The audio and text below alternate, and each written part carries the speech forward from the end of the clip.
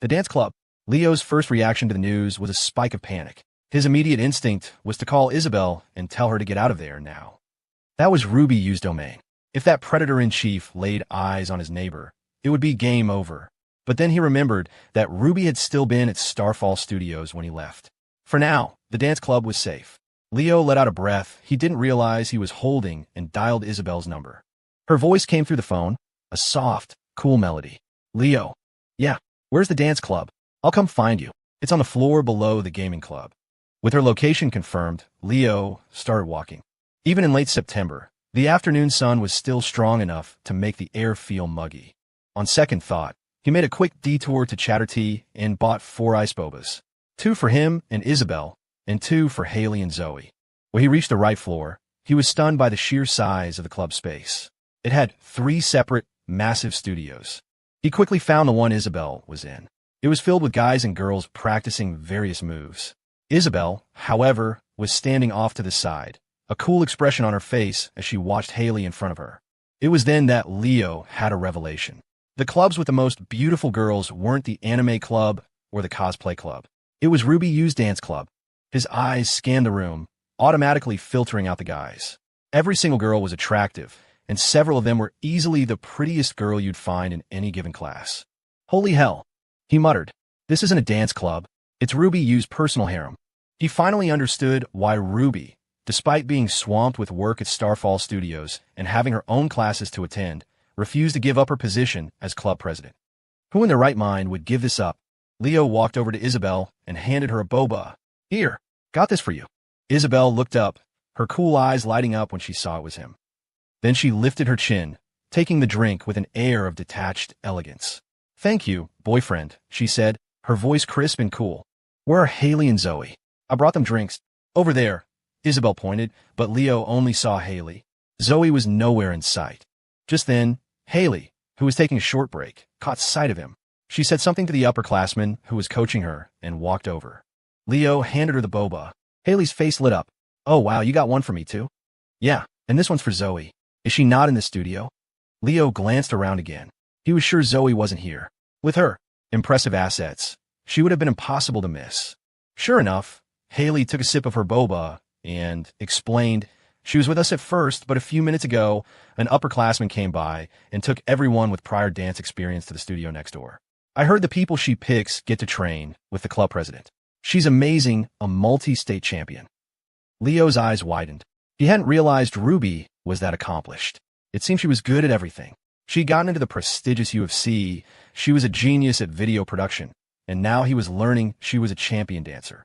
Did this woman even have a flaw? If she really wanted to turn a girl, it would probably be ridiculously easy. The thought solidified his resolve. He couldn't let Isabel come here again. If their luck ran out and Ruby saw her, it would be a disaster. Haley took another long sip of her boba, then handed the cup to Isabel to hold. Wait for me, you two. I'll be done after one more run-through. Then the 3 of us can go find Zoe. She went back to her spot and resumed practicing. Leo sipped his own boba and lowered his voice. Try not to come to the dance club anymore. It's dangerous here. The dance club isn't dangerous for me. It's dangerous for you, little Leo.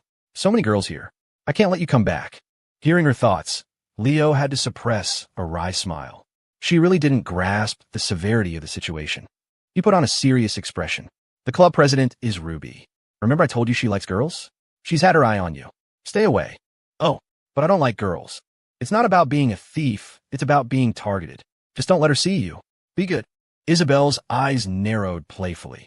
You pick Naruto next time we play, and I'll agree. Impossible. I'm not the kind of man who sells out his principles so easily. Then I'm coming back. I'm sorry. It turns out I'm exactly that kind of man. Leo surrendered. A satisfied smile spread across Isabel's face as she lifted her chin in victory. He could only shake his head with a rueful smile. When it came to his neighbor, his principles were apparently made of paper. 10 minutes later, Haley finished up. She wiped the sweat from her forehead with a tissue and led them toward the studio next door. Our president is gorgeous, she chattered as they walked. Even I have a girl crush on her. I wonder which guy's going to get lucky with her. Hey, yeah. Maybe not a guy, Leo muttered cryptically, but Haley, oblivious to Ruby's true orientation, just looked confused. If not an upperclassman, then maybe a younger guy. But President, you didn't seem like the type who was into younger guys. Strange. When the three of them arrived at the next studio, the first person they saw was the unmissable Zoe. This room had far fewer guys than the last one. It was almost entirely girls. Just as Haley had said, everyone here either had dance experience or was a fast learner. Here, give me the boba. I'll take it to Zoe, Haley said. Sure. Leo handed her the drink. Just then, a surprised voice came from behind him. Hey, Leo, what are you doing here? Rex Gao was staring at him, utterly shocked to see him in the dance club. Leo turned, equally surprised to see his impeccably styled roommate. Zoe and Haley are in the club. I can't find my neighbor. He paused, then asked with a smirk, Rex, I thought this studio was for the good dancers. How'd you get in here with your video game tutorial dance moves? Rex's face fell. He lunged forward and clamped a hand over Leo's mouth. Dude, shut up, he hissed. I snuck in. Nobody knows I suck yet. I heard President You is coming today, so I wanted to stick around. The mention of Ruby's impending arrival made Leo's expression change, too. She was probably done at the studio by now, maybe even on her way here. He didn't have time to chat with Rex. He grabbed Isabel's hand. We should go. But he'd barely taken 2 steps before a familiar, fragrant scent wafted past his nose. It was followed by Ruby Yu's sultry, enchanting voice. Well, Leo, my little freshman. Fancy seeing you in my club. And you too, little sister. Hearing her voice, Leo's stomach dropped and his scalp tingled. So much for avoiding her.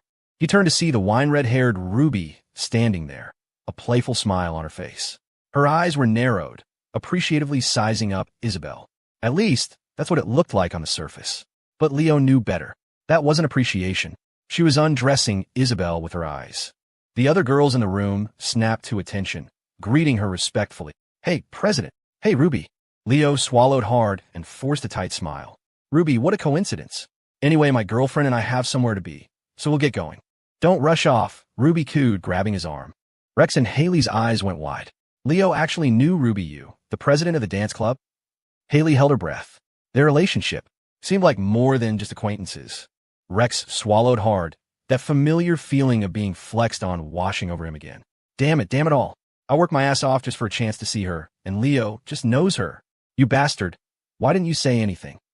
I wouldn't have had to embarrass myself with these robot moves. I would have just gotten on my knees and begged you. Leo quickly pulled his arm free. Ahem, you're the president. You have all these people waiting for you. Don't waste your time on us. It's fine. I have all day, Ruby said, flicking her hair back. She turned her smile on Isabel. It's been a while, freshman. I never got your name last time. Isabel Thornton. Even though she knew Ruby liked girls, seeing her grab Leo's arm had soured Isabel's mood. Her voice was back to its usual frosty tone. Ooh, what a beautiful name, Ruby purred. Do you like to dance, Isabel? I'm the president, you know. If you join, I can give you private lessons. One-on-one. Leo's blood ran cold. One-on-one with Ruby? Absolutely not. He jumped in, answering for her. No thanks, Ruby. My girlfriend doesn't like dancing. She's just here with her roommates today. Roommates? Ruby's eyes finally registered the other 2 girls standing with Isabel. She gave them a closer look. Wow, they're cute too. Her smile widened as she turned to Haley and Zoe. Oh, you're Isabel's roommates? Well, if she isn't interested, I could give you 2 one-on-one lessons instead. Her gaze slowly drifted down to Zoe's chest, her eyes gleaming. Zoe and Haley, completely unaware of the subtext, were thrilled. Really, President? That would be amazing. Thank you. No trouble at all. In fact, Ruby said, practically purring, the pleasure is all mine. Well, she thought, if I can't have Leo's girlfriend, her 2 roommates aren't a bad consolation prize. A shiver went down Leo's spine. He grabbed Isabel's hand, ready to make a clean escape. But just as they stepped out of the studio, Rex caught up to them. Leo, you... Wait, no. Godfather, hold on. Leo froze, giving Rex a wary look. Don't call me that, Rex. My neighbor might not want you as a godson. Don't try to pull a fast one on her. Screw you. That's not what I meant. Rex grumbled, then put on a pleading expression. Godfather, I had no idea you were so tight with the president. Come on, man. As my brother, you gotta help a guy out. Get her to give me a one-on-one lesson.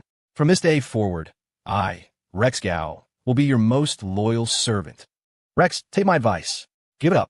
You and Ruby have absolutely no chance. How can you be so sure? Just let me try. I've never begged you for anything before. You're the first. Seeing Rex's earnest face, Leo felt conflicted. But things had gone too far. He had to tell him the truth. It's not that I won't help you. It's just, Ruby likes girls. You two really have no shot. It's not that I won't help you. It's just, Ruby likes girls. You two really have no shot. That's bullshit. Leo, you're being cheap. If you don't want to help, just say so. You don't have to make up such a lame excuse. Rex shot back immediately. He didn't believe a word of it. Ruby liked girls? What a joke. Leo sighed. Why would I lie to you about something like this? If you just want to learn dance moves from her, I can tell her you're my roommate, and she'd probably give you a lesson. But if you're trying to date her, I'm telling you, don't waste your time. It's impossible. Whatever, man. Forget it. I'll do it my way, Rex said, waving a dismissive hand. Just as he was about to turn back to the studio, a pretty girl who had been standing by the doorway and had overheard their entire conversation spoke up. Seeing Rex's disbelief, she chuckled softly and stepped in front of him. Your friend isn't lying to you. You got it all wrong. Ruby really does like girls. No matter how hard you try, it'll never work. Rex stared at her, still unconvinced. How would you know? I'm not going to believe it without proof. Because I'm her ex-girlfriend. The girl's declaration made not only Rex's eyes bulge, but Leo and Isabel's mouths fell open in shock. Damn, the ex-girlfriend just appeared out of nowhere. Fearing Rex still wouldn't believe her, the girl pulled out her phone, found a photo, and showed it to them. On the screen was a picture of her and Ruby, their cheeks pressed together, each with half a heart drawn on their face in lipstick. Their fingers were intertwined. It was a level of intimacy you rarely saw, even between the closest of friends. Rex swallowed hard, the light draining from his eyes. Leo cast a pitying glance at his roommate, then quietly took Isabel's hand and led her away. And so, another soldier of love falls on the battlefield. Leo, I thought we were going to the gaming club. Why are we leaving the building? Isabel asked, her nose wrinkling in slight annoyance. She felt like he was breaking his promise. He'd said they would go play, and that he'd pick Naruto. Leo just smiled. We can go to the gaming club any day of the week. It's the weekend. We don't have to stay cooped up in there. Crestview is a big city. There's more to it than just that one place. He squeezed her hand. Besides, playing games together all the time was one thing when we were pretending to be just neighbors and gaming buddies. We were doing couple things under the cover of friendship. Now that we're an actual couple, we should do actual couple things. Isabel's eyes flickered, and a faint blush crept up her cheeks. So, where are we going? When we weren't a couple, we played games at a hotel. Now that we are a couple, we can still play games at a hotel. Her second thought made Leo's eye twitch and his heart hammer at his chest. Whoa, hold on. I meant we should go to normal date spots. How did your mind jump straight to a hotel? And the playing games in that second sentence. Are we talking about the same kind of games? What has Haley been teaching you? Ahem. Actually, if she's teaching you things, she should teach you more. Leo cleared his throat, calming himself down. Let's go to Thrill Mountain. I bet you've never been. What's that? Seeing the blank look on her face, Leo grinned. You can look it up. Come on, I'll walk you back to your dorm. Change out that skirt and into some pants, then we'll head out. You don't like this skirt? Isabel pouted, looking down at her plaid skirt. A few days ago, in one of their big lecture classes, she'd been sitting behind him and saw him repeatedly watching a video of a girl wearing a skirt just like this one. She'd ordered online that very night. So, it wasn't the skirt he liked. It was the girl in the video. The thought hit her hard, and a strange emotion flickered in her eyes. Leo saw her expression and realized she'd misunderstood. He quickly waved his hands. No, the skirt is great. Really great. I'm asking you to change because it won't be convenient for Thrill Mountain, not because I don't like it. Isabel looked at him, half understanding, half skeptical. But I have shorts on underneath. Even with shorts, it's not a good idea. Oh, okay. Seeing how insistent he was, Isabel finally relented and went back to her dorm to change. On her way up, she pulled out her phone and searched for Thrill Mountain. As the results loaded, her eyes grew brighter and brighter, and the corners of her mouth slowly turned up into a smile. She finally understood why he was so adamant about her changing out of the skirt. Because it's a roller coaster theme park. Isabel had been to an amusement park once a long time ago. It was when her mother was still alive, and her father still came home often. But it was only once. After that, through elementary and middle school, whenever she heard her classmates talk about Disneyland or some new park or a terrifying new roller coaster, she felt a deep sense of longing. She never showed it, but when she got home, she'd casually mention to her father how much she wanted to go. Every time, he'd say he was too busy. He could have Lester and the bodyguards take her. But that was okay, because today Leo was taking her. A smile remained on her face as she rummaged through her closet, looking for the perfect outfit. But as she searched, she felt like nothing she owned was special enough for today. Leo waited downstairs for over 10 minutes before Isabel finally emerged. She'd changed not just her skirt, but her entire outfit. Now she wore a simple white t-shirt and blue jeans that fit her perfectly, accentuating her curves in a way that made it impossible for Leo to look away. "Leo, let's go." "Yeah." Leo forced his eyes forward and nodded, taking her hand as they walked toward the campus gate. It was Saturday, so the campus paths were dotted with couples. But a couple as strikingly good-looking as Leo and Isabel was a rare sight, and they drew more than a few stares. People were simply blown away by their combined charisma. "I texted Lester to wait for us at the gate," Isabel said. "He'll drive us to Thrill Mountain." "Sound good. I was just going to call an Uber." Leo didn't object. Lester really did need something to do. The old man had sent him a text just a couple of days ago. "Mr. Yeager, if you have a moment, please take the young miss out somewhere. I haven't seen her in over 2 weeks, and I've worked less than 5 hours this entire month. I feel guilty taking my salary of $10,000 a month." Soon, they met Lester at the gate. It had been a while. Was it just his imagination, or did the old man have a few more gray hairs? Surely not. Could he really be so worried about his young miss that he was aging prematurely? Lester's face broke into its familiar, benevolent smile. Mr. Yeager, it's been too long." "Ahem. I'll try to bring her out more often." "You're a good person, Mr. Yeager," Lester said with a chuckle. Leo's mouth twitched. Lester truly was Isabel's dedicated driver. He'd even picked up her highest form of praise.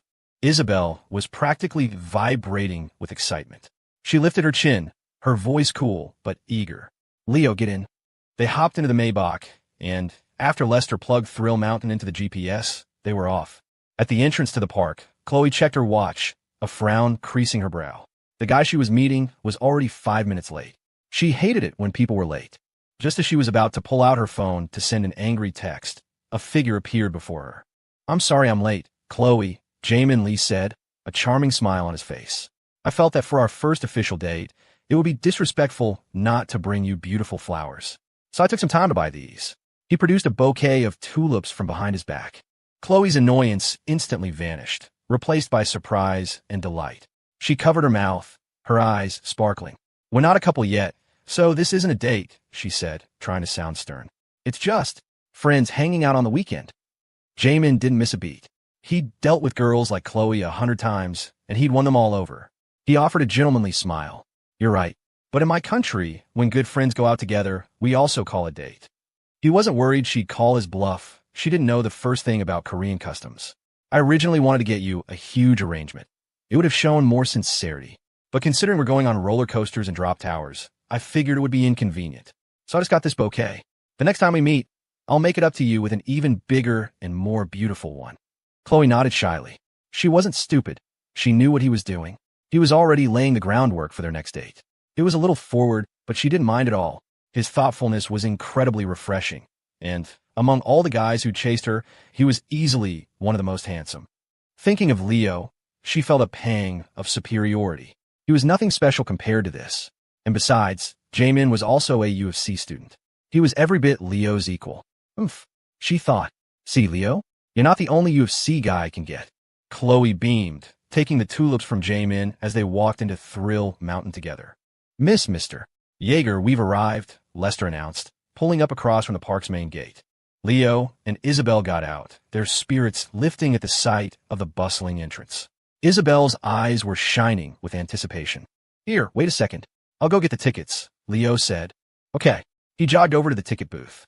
With tickets in hand, he took Isabel's hand again, and they went through security. Just inside the gate, push carts were selling all sorts of headbands, bunny ears, cat ears, lace maid-style headpieces, and more. Isabel's eyes lit up, and she stopped in her tracks. She tugged on his sleeve, her eyes crinkling into a happy slit. "Leo, I want one." Leo didn't hesitate. He led her over to a cart. These things probably cost $10 or $20 outside the park, but here, the price was tripled. He didn't care. It was for his neighbor. "Go ahead, pick whichever one you like." But Isabel, looking at all the cute options, just shook her head. "Huh, didn't you just say you wanted one?" "I do." "Then pick one." Leo was completely baffled. Isabel tore her gaze away from the headbands and looked directly at him, her eyes curving into a smile. "You pick. Which one do you want me to wear?" Her words sent a wave of warmth through Leo. His heart fluttered as he carefully studied the headbands. "These bunny ears are cute," he said, holding a pair up to her head. "It kind of clashes with your cool vibe, but the contrast is adorable." Isabel didn't speak, just watched him quietly as he continued to browse. Leo picked up a lacy maid-style headband. This one's nice too, but it feels a little weird to wear out in public. She tilted her head, her smile widening. After a moment of thought, Leo handed her the bunny ears. Let's go with these. Isabel nodded, taking the headband and placing on her head. The playful ears made her elegant. Porcelain face looked even more charming. Leo was about to pay when Isabel, now wearing the bunny ears, plucked a cat ear headband from the display. She rose on her tiptoes and placed it on his head. Seeing how endearingly dorky he looked, she giggled. So cute. Her happy expression made Leo's heart melt. He decided to leave it on and bought both. As they were about to leave, the vendor called out to them. Wait. Leo turned, confused. The middle-aged man grinned and pulled a Polaroid camera from his bag. Hey, if you don't mind, let me take a picture of you two. You're honestly the best-looking couple I've ever seen, and I've been selling here for years. Kid, your girlfriend looks like a movie star. I was trying to figure out if she was some new actress I didn't recognize.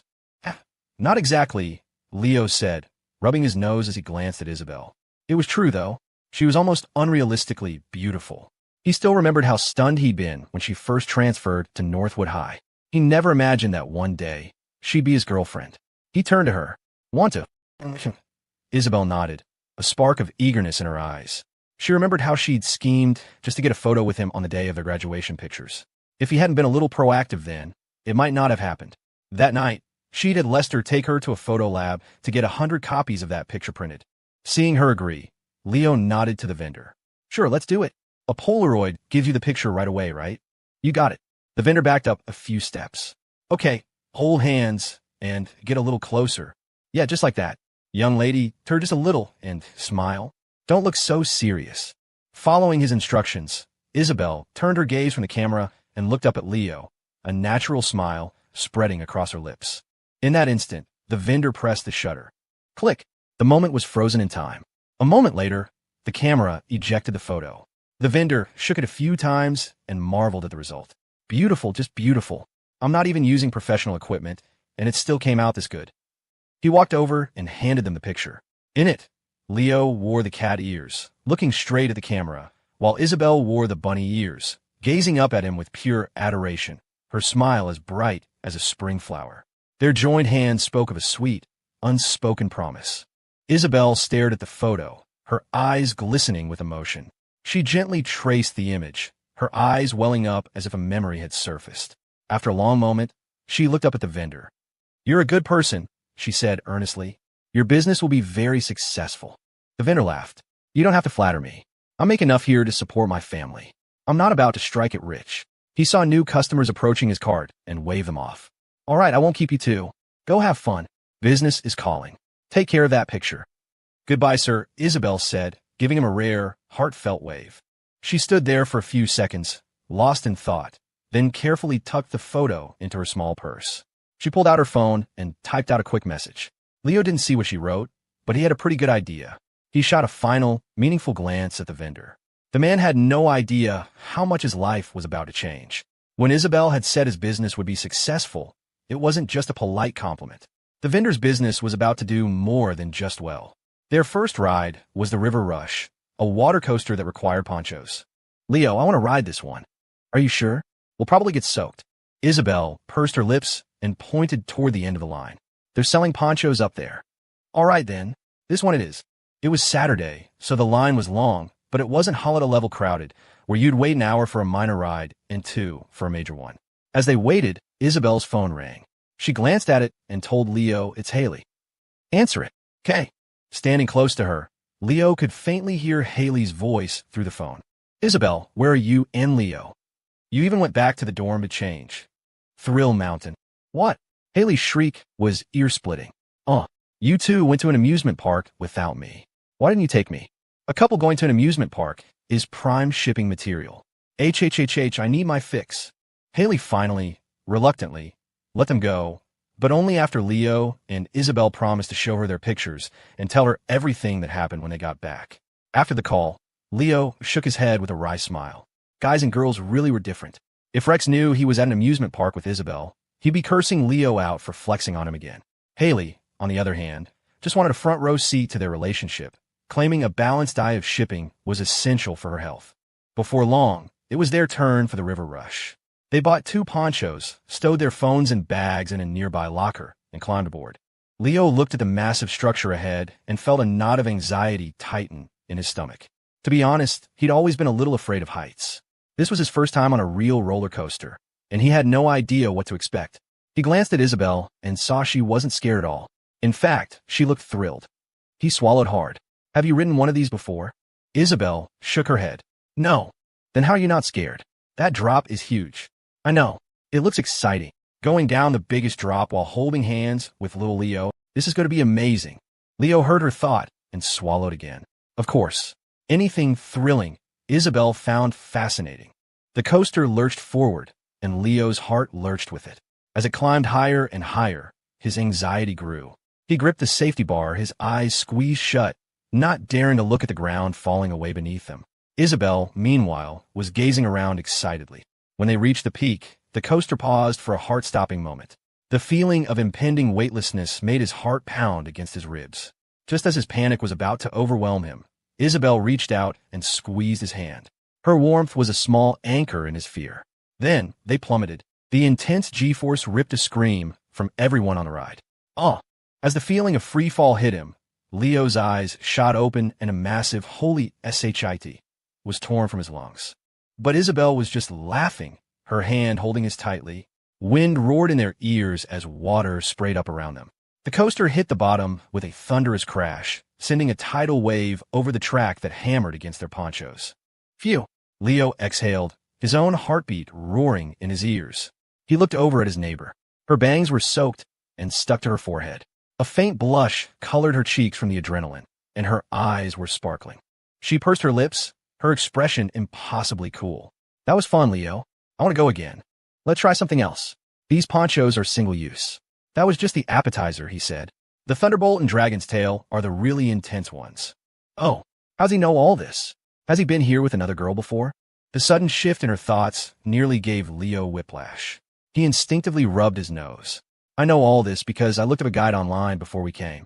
Hearing his voice, Isabel's expression changed, her eyebrows shooting up. I didn't ask you that. How did you know what I was thinking? Leo sucked in a sharp breath. His entire body went rigid. Crap, crap, crap, crap. In his rush to head off her suspicion, he'd responded to her inner thought as if she'd said out loud. His mind raced, desperately searching for a plausible explanation. He looked at her, his voice stammering. I guessed. You said you wanted to go again, so I figured you might think this one wasn't intense enough. So I mentioned the Thunderbolt and Dragon's Tail. And then I guess you might be wondering how I knew about them, and if I'd been here with someone else, so? Isabel narrowed her eyes, clearly not buying it. She stared at him, searching for a crack in his story. Leo's blood ran cold. If she found out the truth, it would be a catastrophe. In a desperate gamble, he decided to lean into the absurdity. He scratched his head and forced a laugh. What's the alternative? I can hear your thoughts or something. It worked. The tension in Isabel's face eased slightly. She lifted her chin. Fine. Let's go ride those other 2 coasters you mentioned. Leo nodded quickly, a wave of relief washing over him. But he didn't miss the way her sharp eyes lingered on him, a thoughtful, calculating look in them. Chloe, I'm going to get you some water. You were screaming so loud on the coaster, it can't be good for your throat. Oh, thank you, Chloe said, beaming. She was growing more and more impressed with Jamin. He was so attentive to detail, far more than any of the other guys who had pursued her. She'd always believed that women were creatures of detail. If a guy could master those little things, it was a huge plus. Of course, he had to be good-looking and have some money first. Otherwise, the points didn't mean much. Jamin gave her a soft smile and walked over to a beverage stand. Hello, 1 iced Americano and 1 regular. As the server was making the drinks, his phone rang. It was his roommate. Hyunjun, I'm out with a girl right now. What's up? Jamin watched the server finish the drinks, a smug smile playing on his lips. I'll let you know in 10 minutes. I'm buying her a drink now. Let's see if she can have ice. If she can, I'm taking her to a hotel tonight. We'll hit the bars another time. With the 2 Americanos in hand, Jamin paid and walked back to Chloe. He didn't immediately offer her the iced one. If she couldn't drink it for reasons, and he offered it, she'd have to refuse him. He knew that even though it was a perfectly reasonable refusal from a psychological standpoint, it was a major mistake on a date. Even if he did nothing wrong, Once you've been rejected, the other person subconsciously develops a sense of resistance toward you. Jamin, who had devoured books on psychology, knew this well. That knowledge was the key to his success with women. He also couldn't just ask her which one she wanted. The internet was full of memes about guys using iced drinks to test if a girl was on her period.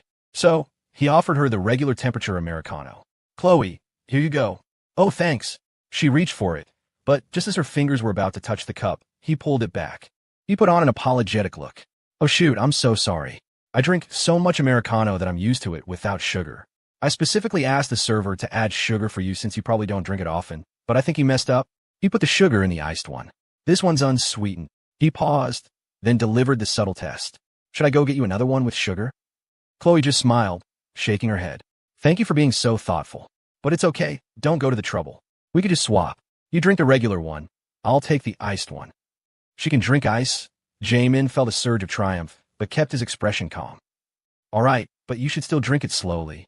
Chugging iced drinks can upset your stomach." Now that he had his confirmation, he started plotting how to convince Chloe not to go back to campus tonight. He had plenty of tricks up his sleeve, but from his conversations with her, he knew she wasn't a naive girl. She had her own roster of guys. A clumsy excuse would be seen through immediately, and he'd lose his chance with this prime catch for good.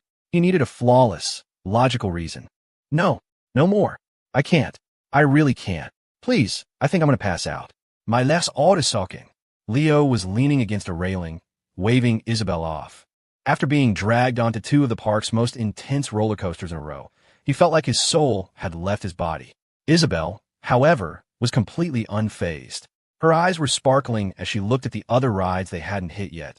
The pirate ship, the drop tower, the giant pendulum. Seeing Leo in his pathetic state, she pouted. "But it's almost dark. A lot of the rides will close soon. How about I wait down here and you go by yourself?" Is he really tapped out already? If he really can't handle it, I guess we can stop. "I can't handle it." Hearing that, Leo's back straightened instantly. His pride roared to life. A man can be anything, but he can never be incapable. And the fact that she hadn't said it out loud, but had only whispered it in the privacy of her own mind, somehow made it even more humiliating. He squared his shoulders, took her hand with grim determination, and marched toward the drop tower. "Let's go. We're riding every single one of these things today." A few minutes later, Leo's screams echoed from the top of the drop tower as it plunged and rose, again and again. The repeated G-forces felt like they were going to stop his heart. By the time he stumbled off the pirate ship, his eyes were glazed over, his face a perfect mask of "I've been thoroughly broken." As Isabel tried to lead him back toward the drop tower for another round, he grabbed her arm, his voice hoarse from screaming. "Hey, it's getting late. By the time we get through the line, it'll probably be closed. Let's get dinner. You must be hungry after all this." To his dismay, Isabel shook her head. "I'm not hungry yet." "Well, I am." "Oh, okay, then I'll go with you." She smiled, then did something she'd never done before. She looped her arm through his, just like any other couple. She pressed closer, and Leo froze for a second, feeling the warmth and indescribable softness against his side. Then a smile spread across his face, too. It felt good to be needed, to have someone lean on him. If he just worked a little harder, maybe one day, he could really build a home with this girl. After dark, many of the taller rides at Thrill Mountain shut down for safety reasons, and the crowds thinned out. But the park came alive with light shows and live performances, with costume staff members posing for photos. Leo and Isabel found a restaurant and chose a table outside. His legs were still trembling from the thrill rides and hadn't recovered. "You sit and rest," Isabel said softly. "I'll get the food." "Thanks. I owe you one," he said with a weak smile. He couldn't believe it. He, Leo Yeager, had been defeated by a bunch of amusement park rides. He had less stamina than his neighbor. It was dinner time, so the restaurant was packed. Most of the tables were large enough for 4, so latecomers were looking to share with couples who had already been seated. Just then, a familiar figure sat down across from Leo. "Hi, excuse me. Do you mind if we share this, hey?" "Leo." Leo looked up, and his expression instantly soured. Chloe.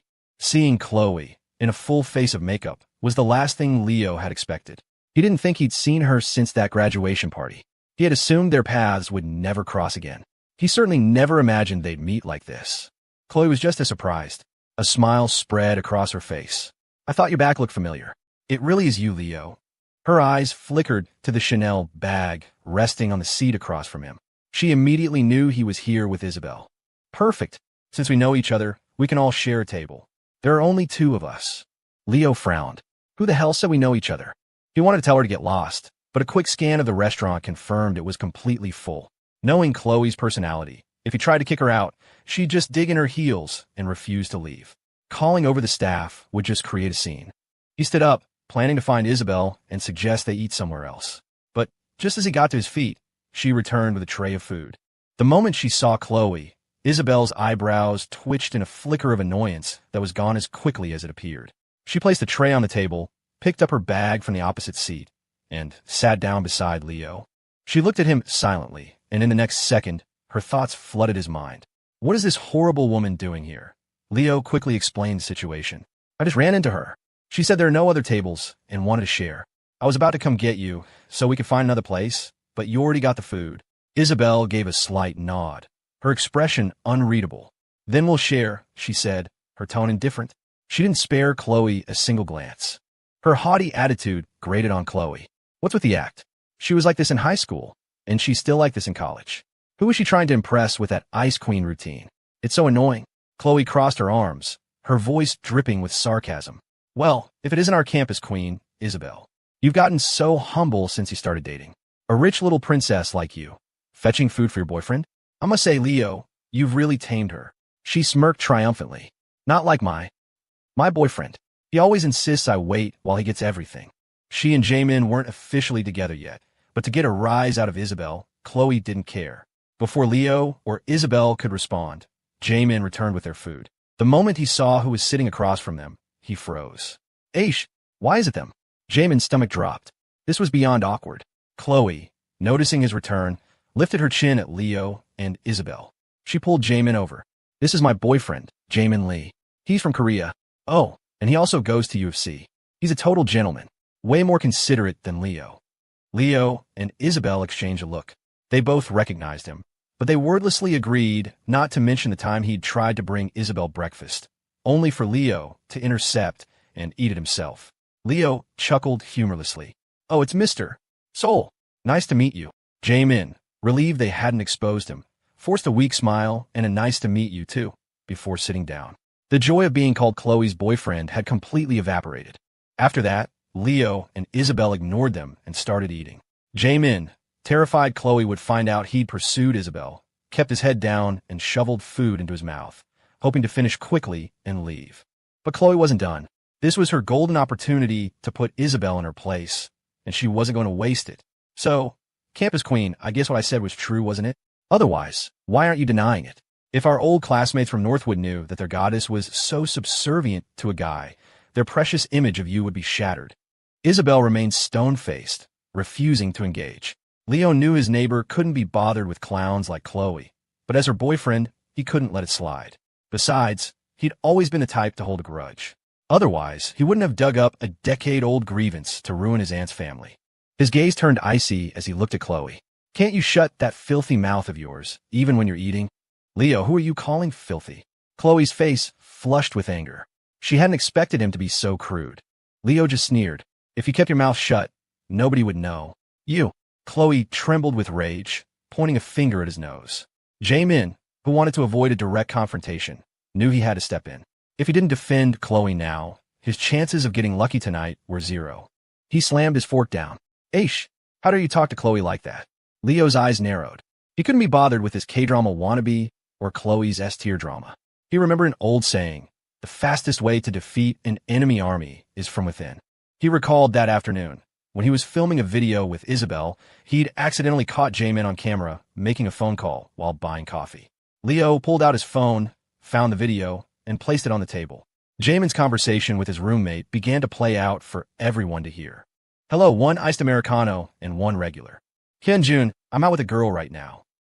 I'm buying her a drink now. Let's see if she can have ice. If she can, I'm taking her to a hotel tonight. We'll hit the bars another time. Leo played the entire unedited clip of Jamin's phone call. Life was full of coincidences. He'd been about to delete the video because Jamin's voice was so clear in it, but Isabel had rushed him off to the next ride. Who would have thought the throwaway clip would come in so handy? As the video played, the color drained from Jamin's face.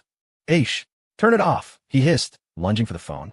But at 5'9", he was a good 4 inches shorter than Leo. The size difference was obvious, He never stood a chance. Chloe listened to every flippant word, her expression growing darker by the second. Leo, immensely satisfied with their reactions, allowed a dry cough and said with feigned seriousness, "Hey, I'm absolutely not trying to break you two up. Believe me. On the contrary, I'd love to see two delightful people like you stay together forever. Spare the rest of us. I'm just showing you this because I believe that as such a loving couple, you should know everything about each other. I'm just helping you out." His words were like a series of invisible slaps across Chloe's face. The once arrogant girl was now visibly trembling. She couldn't believe the gentlemanly Jamin was actually such a disgusting, calculating creep. Ignoring Leo, she turned on Jamin, her eyes blazing. "Jamin Lee, you bastard. Was it all an act? All of it?" Her voice cracked. "You pathetic one-track-minded pig. That whole act about the sugar was just a test to see if I could drink ice, wasn't it? I can't believe you Koreans are so disgusting. I'm going to blast you all over the school subreddit and every campus social media page." The tirade snapped Jamin out of his stupor. He'd been in similar situations before, but usually the girl just walked away. Chloe was clearly not going to let it go. If she exposed him on campus social media, his reputation would be ruined. The Crestview University scene was small. Word would spread. He wouldn't just be a pariah at U of C. He'd be toxic to every college girl in the city. He tried to salvage the situation. Chloe, listen to me, they took that video out of context. The full version isn't like that. You have to believe me, But before he could finish, Chloe's expression shifted again. Her eyes widened. "How do you know her name? I don't remember saying her name in front of you." "Huh, didn't you? I've heard of her around campus." Jamin stammered, his heart skipping a beat. A cold sweat broke out on his forehead as a terrible premonition washed over him. He was right to be worried. Leo wasn't about to let him squirm his way out of this. Leo smirked, taking Isabel's hand. "Oh, right, I forgot to mention," he said to Chloe. "Mr. Soul here tried to hit on my girlfriend a while back. Even brought her breakfast. I ate it, though. He hit on Isabel." Isabel gave a slight nod, her voice as crisp and cold as ice. "Yes, it must have been before he started seeing you. I found him very annoying. He has no sense of boundaries."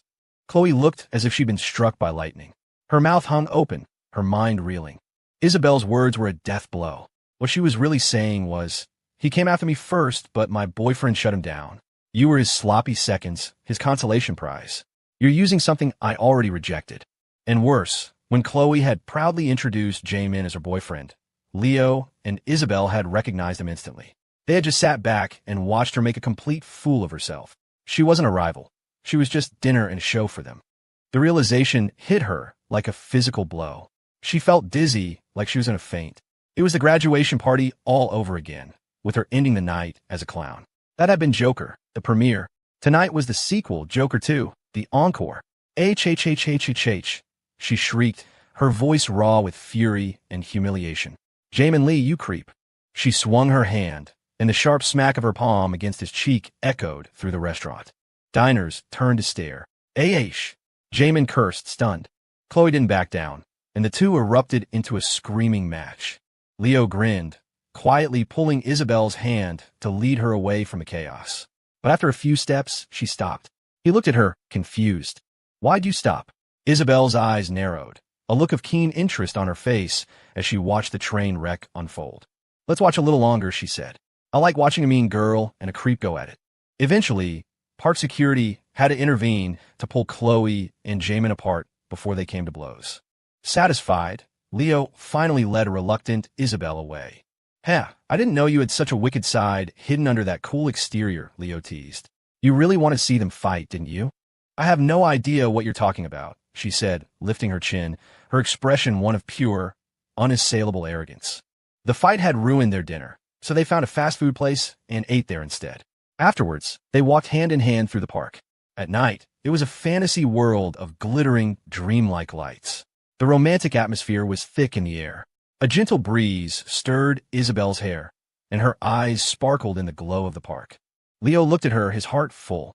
Isabel pointed toward a carousel, bathed in colorful lights, with only a few couples in line. "Leo, let's ride the carousel." "Finally, something that won't try to kill me," he joked. It was only then that a thought occurred to him. Most couples had pet names for each other. He called her my neighbor or my little rich girl. But ever since she'd moved in next door, she had always called him by his full name, both out loud and in her thoughts, sometimes adding a little in her mind. He'd never found it impersonal, though. The way she said Leo gave him a sense of peace and security that no one else could. They each climbed onto a horse. As the music began, the carousel started its gentle, rhythmic rise and fall. Isabel was smiling, truly smiling, a look of pure, unadulterated joy on her face. In that moment, it seemed she had forgotten all her troubles, all the lonely years of being neglected by her father. Seeing her so happy, Leo's own lips curved into a smile. The studio is officially up and running, he murmured to himself. The first account is established, and we're already in talks for ad partnerships. Once the revenue starts coming in, we can launch the second, third, and fourth accounts. If we can maintain this momentum and get a video with 1 million likes, we'll make a quantum leap. He looked at her face illuminated by the carousel's lights. And I'll be one step closer to you. At 9 o'clock, they left Thrill Mountain. Lester was already waiting across the street in the Maybach. Mr.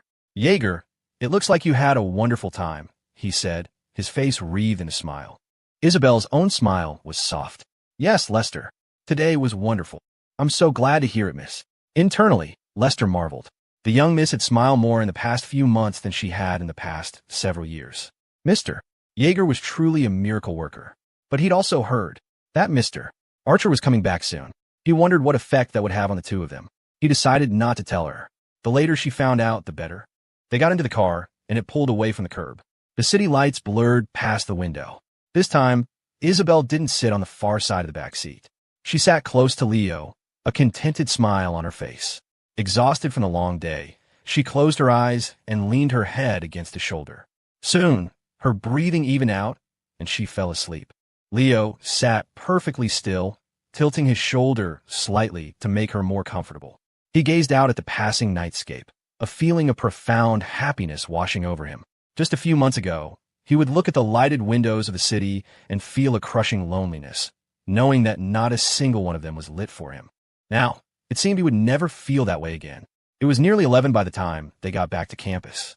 They were both too exhausted to even think about their usual clandestine meetings to study lipstick flavors.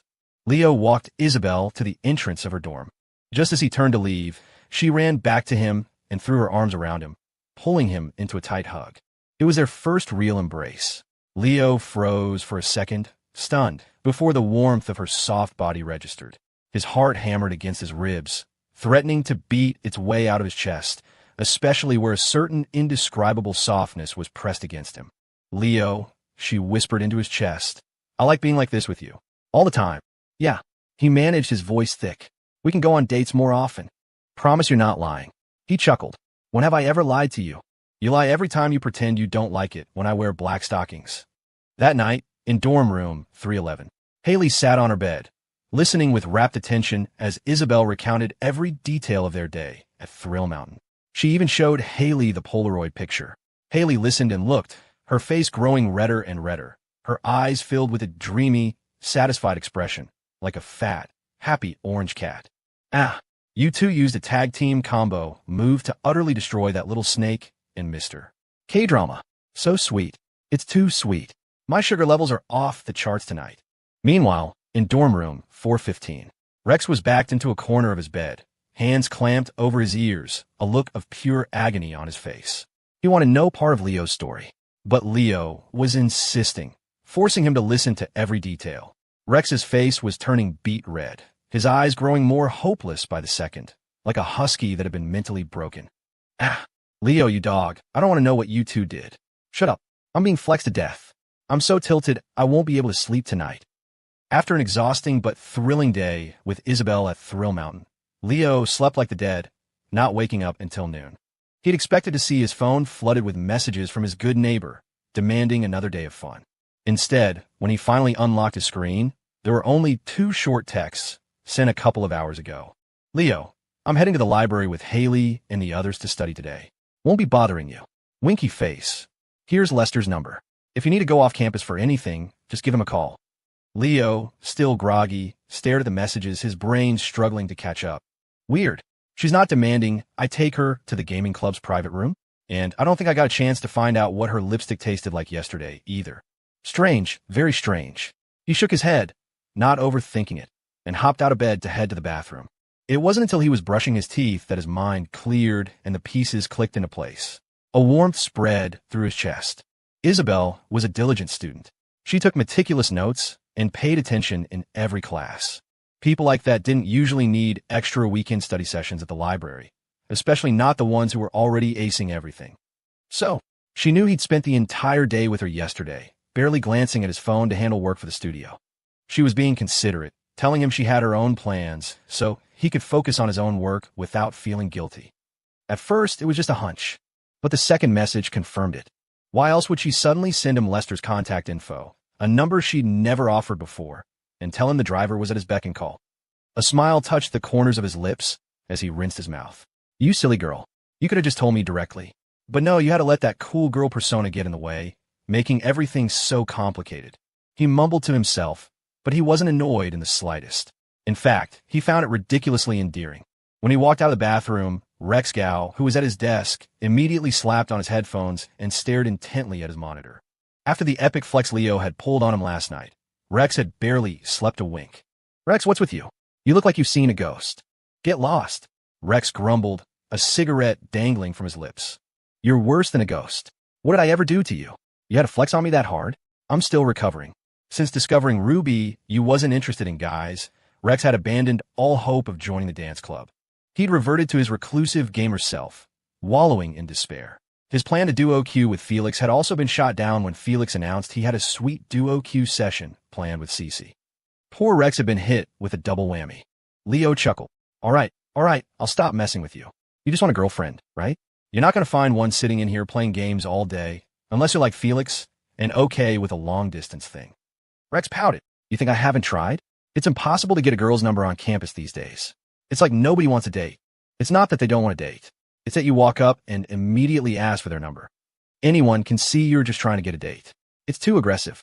Even if you're decent looking, they're probably going to turn you down. TCH, you got an answer for everything. So if gaming doesn't work and being direct doesn't work, what am I supposed to do? Leo squinted, stroking his chin. I didn't say meeting people in person is impossible.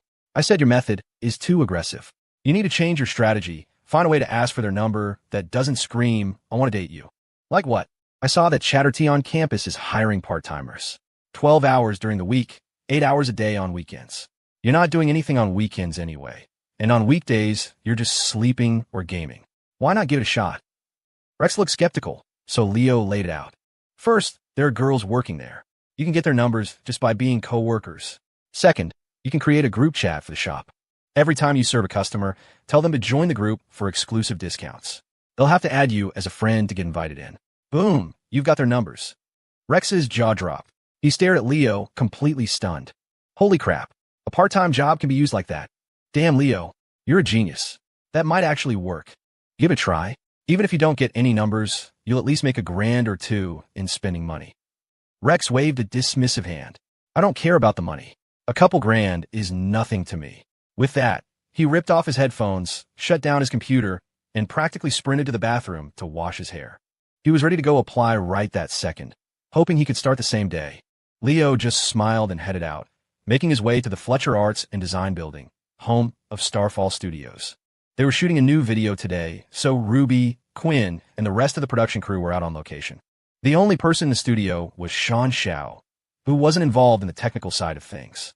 Sean was sitting on the couch, phone in hand, the screen still on the call-ended page. He looked up a little surprised as Leo walked in. Leo, what are you doing here? Ruby and the team are out shooting. You can head over to the location if you want. Haha, I'm like you, Sean. Not much help on the technical side, so I wouldn't be much use on set. Sean blinked. So, you came here to see me? Yep. Leo cut straight to the chase. Sean, the pre-Thanksgiving ad season is less than a week away. Once the holidays kick in, social media traffic is going to explode. Any videos we post then will get way more views than usual. I know. I've already told Ruby and the team they need to finish shooting and editing in a single day. That's the only way we can shorten our release cycle for the holiday rush. Leo shook his head with a small smile. Everyone's going to be thinking about a faster release cycle. I'm here to ask you about something else. How are the ad partnership talks going? When the holiday season hits, like I said, traffic is going to skyrocket. If we have sponsored content or product placements in our videos, then the exposure for our advertisers will be massive. We can leverage that to demand higher ad fees later on. Ad partnerships. Sean's eyes widened in understanding. He held up his phone. I was thinking about that, too. I was just on the phone with a few potential advertisers.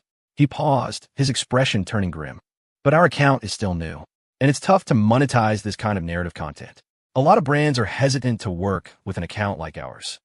But when they do partner with us, we'll make more, Leo countered calmly.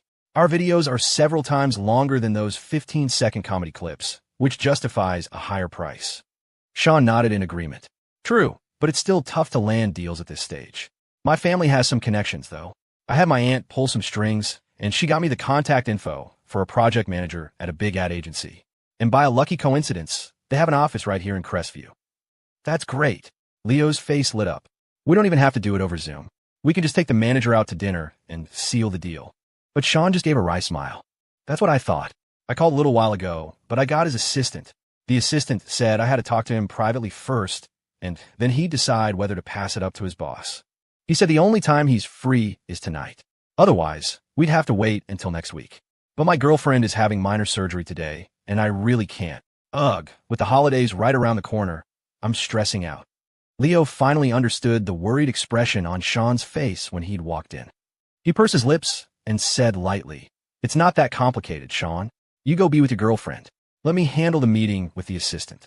Just give me his number, I'll go." You? Sean hesitated. Leo, you're making it sound too simple. These corporate sharks love to take advantage of college kids like us who don't know any better. I'm not even confident I can handle it without getting screwed over. You're just a freshman. You have even less experience than me. I don't think you'd be able to hold your own. He sighed, a look of resignation on his face. Maybe we should just forget it. It's not like we absolutely have to catch this holiday wave. Our content is solid. We can always launch more accounts later. Missing out on this one opportunity isn't the end of the world. Sean expected Leo to agree, to give up on the high-stakes holiday rush. But Leo's gaze was firm as he shook his head. I get why you'd think that, Sean, but you're overlooking a crucial point. Yes, this account took off, but whether a TikTok account succeeds is all based on the algorithm. If the next account we launch doesn't take off, then all the money we spend on scripts becomes a sunk cost. Leo continued, his voice serious. Plus, if we start a new account, we can't use Ruby and Quinn again. The characters and content would be too similar, and it wouldn't perform as well. That means we'd have to hire new actors, more camera operators, more editors. And if that new account flops, we won't just lose the money on the scripts, we'll be in the red from paying all those new people. For us, launching an account that succeeds is great. But if one fails, we'll be under immense financial pressure. If we can't handle it, Starfall Studios could die before we even get our second or third account off the ground. He took a deep breath. That's why we have to seize this opportunity. We need to get that first ad revenue in as soon as possible. Otherwise, launching new accounts will be delayed indefinitely. I know you're worried I'll get taken for a ride, but don't forget, Kevin and I ran an account before this. We landed plenty of brand deals, and we negotiated them all ourselves. Oh, and I forgot to mention, I know a really good lawyer. I can have him look over any contract before I sign. Sean listened quietly, a thoughtful frown on his face. He knew Leo was right. The pre-Thanksgiving season was a critical turning point that could make or break the studio. After a long moment, Sean spoke. I understand all that, Leo. I just don't want you getting into trouble over this deal. But since you're so determined, I'll give you the number. Just be careful. If it seems shady, walk away. We can always grow the studio more slowly. Leo nodded firmly, his eyes full of confidence. Don't worry, Sean. I've got this. Sean sent him the assistant's contact info, gave him a few more words of caution, and then rushed off to the hospital. Watching go, Leo let out a soft sigh. Grow more slowly? Maybe Sean and the others could accept that, but he couldn't. He needed the studio to grow faster. Much faster. As soon as he had the assistant's number, Leo called him. They agreed to meet at 8 p.m. at a restaurant about 5 miles from campus. After hanging up, Leo checked the time. It was barely 3. He had hours to kill. He grinned and pulled out his phone to text Isabel. Hey, purely platonic good neighbor. What ya doing? A reply came back almost instantly. First an angry emoji, then a message. You're a jerk, Leo Yeager. You kiss me and then call me a purely platonic good neighbor. He just kidding. I'm at the library with Haley. I'll be good. Leo had just stepped out of the Fletcher building. He was about to type something else, but then an idea struck him. A surprise would be better. He walked over to Chatter Tea, bought 3 milk teas, and headed for the university library. Classes had been in session for over a month, and this was his first time setting foot in the place. He was kind of failing at the whole college student thing. The path to the library took him right past Isabel's dorm. Out of the corner of his eye, he spotted someone who had no business being there. Haley Xia? Huh? I thought she was at the library with Isabel. Haley was standing outside the dorm in her pajamas, her hair a mess, looking like she'd just rolled out of bed. In front of her was a delivery driver in a yellow uniform. It was obvious she had woken up just to grab her food. Leo's brow furrowed. He realized what was going on. Instead of calling out to her, he quickened his pace toward the library. The moment he stepped inside, a wave of scholarly silence washed over him. Even on a weekend, the place was packed. Students sat with their heads bowed over books and laptops, and he could hardly see anyone slacking off. Damn, this really is CPI, he thought. On TikTok, you always see people turning the library into a date spot. He scanned the first floor for Isabel, but didn't see her. He went up to the second. After another careful look, he still couldn't find her. Is she really even here? He wondered. Just as he was about to head up to the third floor, he finally spotted her distinctive, elegant back in the farthest corner of the second floor. The bookshelves had hidden her from view when she'd gone to grab a book. Quietly, Leo circled around and came up behind her. He didn't say anything, just stood there for a moment, observing. Just as he'd suspected, Isabel had lied. Haley wasn't there. It was just her, alone in the corner, leaning back peacefully in her chair with a thin book in her hands. She looked like a fairy who had stepped out of a painting. But it was easy to see that she was lonely. A complicated feeling stirred in Leo's chest. He knew why she'd lied. Growing up with a neglectful father and a lonely, friendless childhood had made her accustomed to solitude. She knew he had work to do, so after he'd spent a day with her, she had thoughtfully given him space, even telling a white lie so he wouldn't worry. She was too considerate.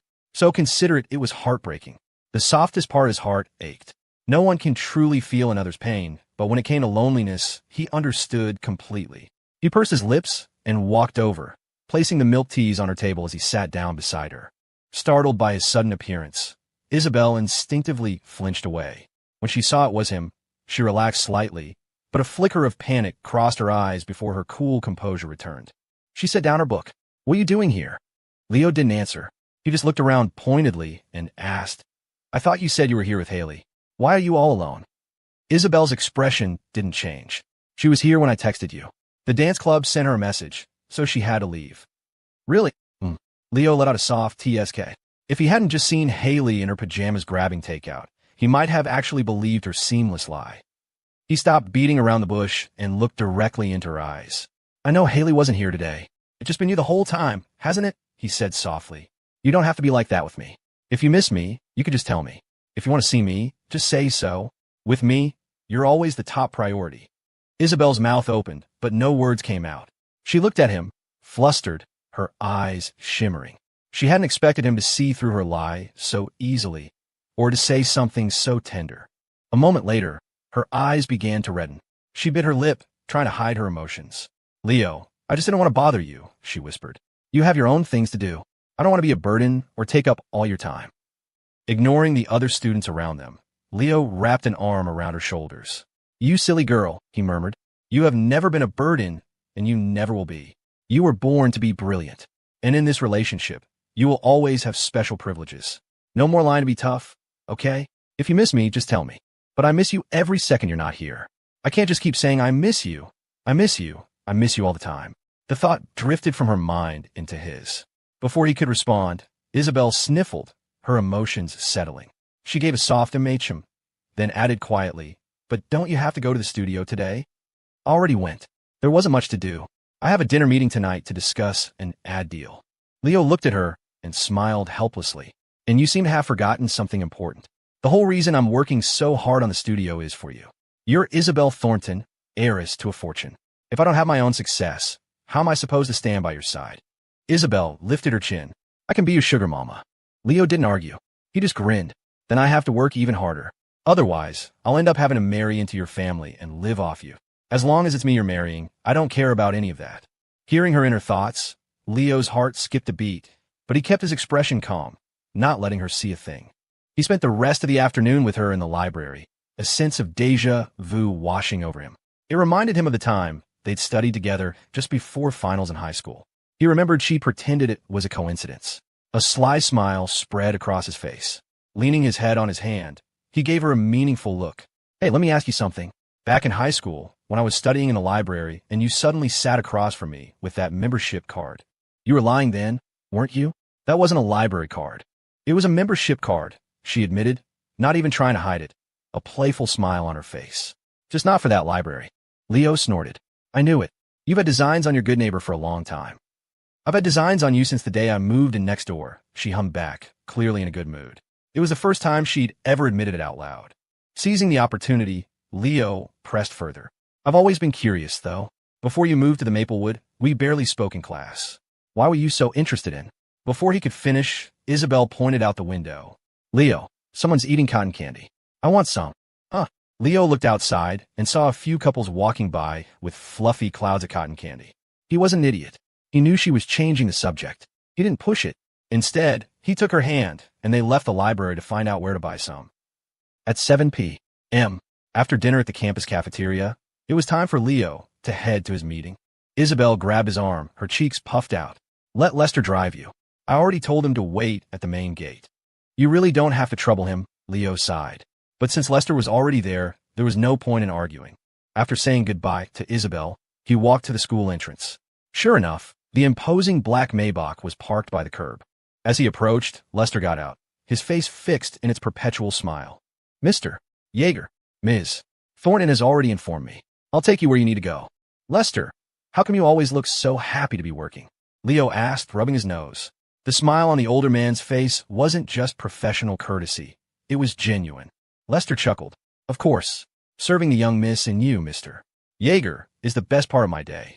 Once in the car, Leo gave Lester the address. About 40 minutes later, they arrived on time.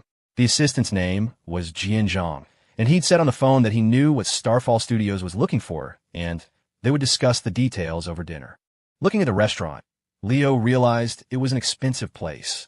He was a little surprised that Jian would treat their meeting with such importance. He called him again. Mr. Zhang, I'm downstairs. Oh, great. Come on up. I'm in private room 206. Just tell the host. Okay. After hanging up, Leo frowned. He heard other voices in the background, 2 or 3 people besides Jian. Weren't they supposed to be meeting alone? Still, he had the host lead him to room 206. The moment he opened the door, a cloud of smoke hit him, making him cough. Inside, a pot-bellied middle-aged man stood up, grinning. Leo, right? Come in, come in. I know I said it would just be the two of us, but I figured, since your studio is looking for ad deals, why not introduce you to a couple of my friends? They're in the business, too. That way, even if you don't go with my company, you have other options, right? Jian Zhang motioned for Leo to sit next to him and introduced the other 3 men at the table. Thank you, Mr. Zhang. You really didn't have to, Leo said graciously. None of that, Mr. Zhang stuff. Just call me Jian. He then ordered a bottle of Maodai and started pouring shots. Leo didn't want to drink, but he was the one asking for a favor. In a business setting like this, refusing was not an option. He gritted his teeth and drank. The dinner dragged on for 2 hours. Leo's head was swimming, but no one mentioned the ad partnership. Every time he brought it up, Jian would wave him off with, let's get happy first, then we'll talk business. Around 10, as Leo stumbled out to use the restroom, he got a call from Lester. Leo, about to relieve himself, was slightly surprised to see Lester's name on his caller ID. He hadn't expected the driver to call him directly, but then he figured Isabel must have put him up to it. Hello, Lester, what's up? Mr. Yeager, I'm waiting for you downstairs. Please let me know when you're finished. If you need assistance, I can come up and get you. I'm fine. I can manage on my own. It should be over soon. Tell Isabel not to worry. To his surprise, Lester chuckled. You misunderstand, Mr. Yeager. I don't believe Ms. Thornton is aware that you're drinking. I called on my own initiative.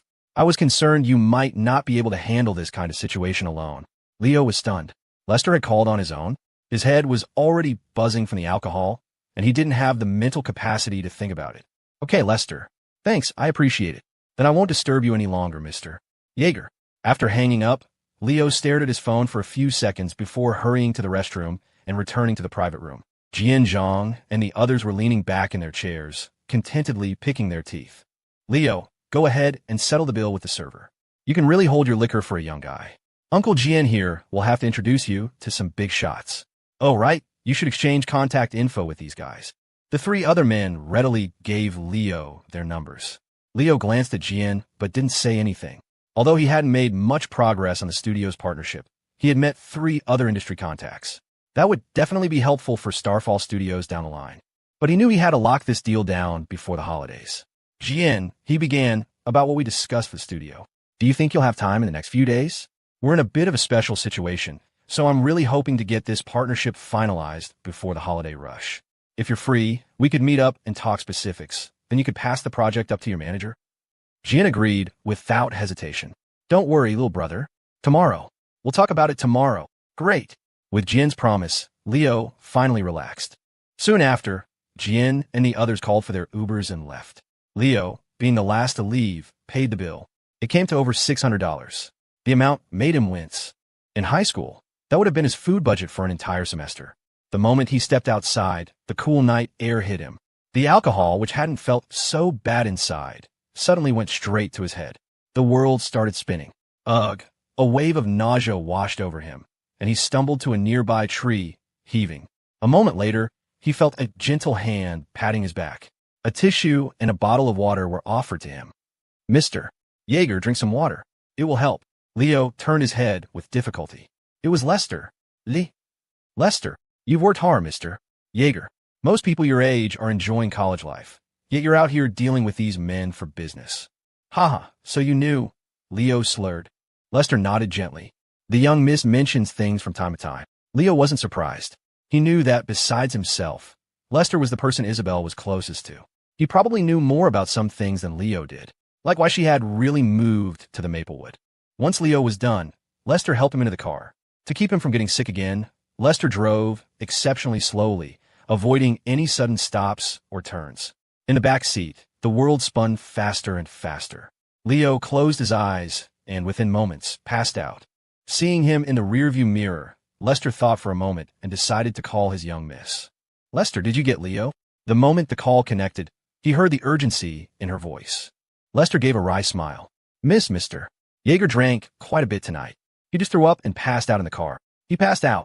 Yes. Miss, perhaps I shouldn't take him back to the dorm. I could take him to my place for the night. In his condition, he might get sick again. I can look after him there. Lester expected her to agree immediately. It was a sensible suggestion, and she trusted him completely. Instead, Isabel's reply was firm and absolute. No, you will not take him to your place. Lester was taken aback. Miss, then, bring him to the CPI main gate. I'll meet you there. Very well, miss. We should be there in about 20 minutes. In dorm room 311, Isabel, who had already washed up and was ready for bed, shot up as soon as she hung up the phone. She threw off her pajamas and started changing. Haley Xia, who was doing a face mask, watched her friend dash around the room. Isabel, it's so late. Are you going out? MHM. Isabel nodded, not slowing down. After getting dressed, she bent down to put on her shoes, then hesitated. She looked at her socks, thought for a moment, and took them off. She pulled out a pair of sheer, thigh-high stockings and slipped them on before finally putting on her shoes. Haley, I might not be back tonight. With that, she ran out of the room. The other 3 girls in the room stared after her, stunned. Haley was the first to speak. What was that about? Isabel gets one phone call, and suddenly she's rushing out the door and not coming back. Is she spending the night with Leo? Zoe Chang's eyes went wide. But Jessie Chow shook her head. I don't think so. I don't think they're at that stage yet. If they were, they could have just not come back after the amusement park yesterday. The 3 of them fell silent again, wondering what on earth could make the ever-composed Isabel Thornton lose her cool so completely. Lester pulled the car up to the main gate of Crestview Polytechnic. From a distance, he could see his young miss pacing anxiously. He parked, got out, and opened the rear door. Leo was sleeping quietly in the back, his brow slightly furrowed. Miss, I believe Mr. Jaeger was drinking whiskey. Isabel lifted her chin with a little humph. I know. Of course it was whiskey. He wouldn't have passed out from drinking beer. Miss, are you still planning to take him back to his dorm? If so, I can help you carry him. It's a long walk to the men's dorms. Isabel shook her head. That won't be necessary. Then, Lester, your shift is over for today, she said, cutting him off, her eyes narrowed. Seeing her expression, Lester understood immediately. He nodded. Very well, miss. Call me if you need anything. Without another word, he helped Leo out of the car, transferred him into Isabel's care, and drove off. Once the Maybach had disappeared into the night, Isabel looked at Leo, who was now leaning heavily against her. A mischievous smile danced on her lips. Oh, Leo, you're the one who got drunk. Tonight, I'm not holding back. 1 king-size bed, please. The hotel receptionist looked up, her eyes widening at the sight of the impossibly beautiful girl holding up a barely conscious guy. She'd seen it all working the front desk. She'd seen old, pot-bellied men checking in with young girls who were completely passed out. She'd seen handsome gigolos with women old enough to be their mothers. She'd even seen average-looking guys with stunningly gorgeous girlfriends. But in all her years, she'd never seen this. A girl this beautiful checking in with a guy who was dead drunk. Was this the legendary role reversal? Were guys getting taken advantage of now? Damn it, is no man safe? Hello? One king-sized bed, Isabel repeated, thinking the receptionist hadn't heard her. The receptionist, snapping out of her internal monologue, quickly put on a professional smile. Of course. I'll just need to see both of your IDs, please. Isabel efficiently produced their IDs, her gaze nervously flickering back to Leo. The receptionist processed the check-in, her mind already composing a text to her group chat. OMG, you guys will not believe what I just saw at work. With the room key in hand, Isabel struggled to guide Leo toward the elevator. He was a dead weight, reeking of alcohol. It was a strain, but there wasn't a hint of complaint in her eyes, only a gentle determination. Inside the elevator, she finally caught her breath. Looking at Leo's peaceful face, she couldn't help but smile. Once in the room, she carefully laid him on the bed, taking off his jacket and shoes. She sat on the edge of the bed for a moment, wiping a bead of sweat from her forehead. She looked at him, her eyes filled with love, and gently stroked his face. You idiot, she whispered. You don't have to try so hard. I'd love you whether you were rich or not. Though he was drunk, Leo wasn't completely unconscious. He could still sense movement. As her fingers brushed against his cheek, his hand shot out instinctively, grabbing at the air. He felt something soft, followed by a faint whimper. A familiar, comforting scent filled his senses, and he pulled the thing in his arms closer. He's grabbing me. A blush crept up Isabel's cheeks, but she was already trapped in his embrace. A mix of shyness and delight flickered in her eyes. She tried to squirm away, but his grip was too tight. With a resigned sigh, she settled against him. Aside from kissing, this was the first time they had ever been this close. She lay quietly in his arms, listening to the steady beat of his heart, a profound warmth filling her. Her mind drifted back through all the little moments since they'd met. It was so long ago, she murmured softly. You don't even remember. She snuggled closer, content. But after a moment, she pouted, no longer satisfied with just cuddling.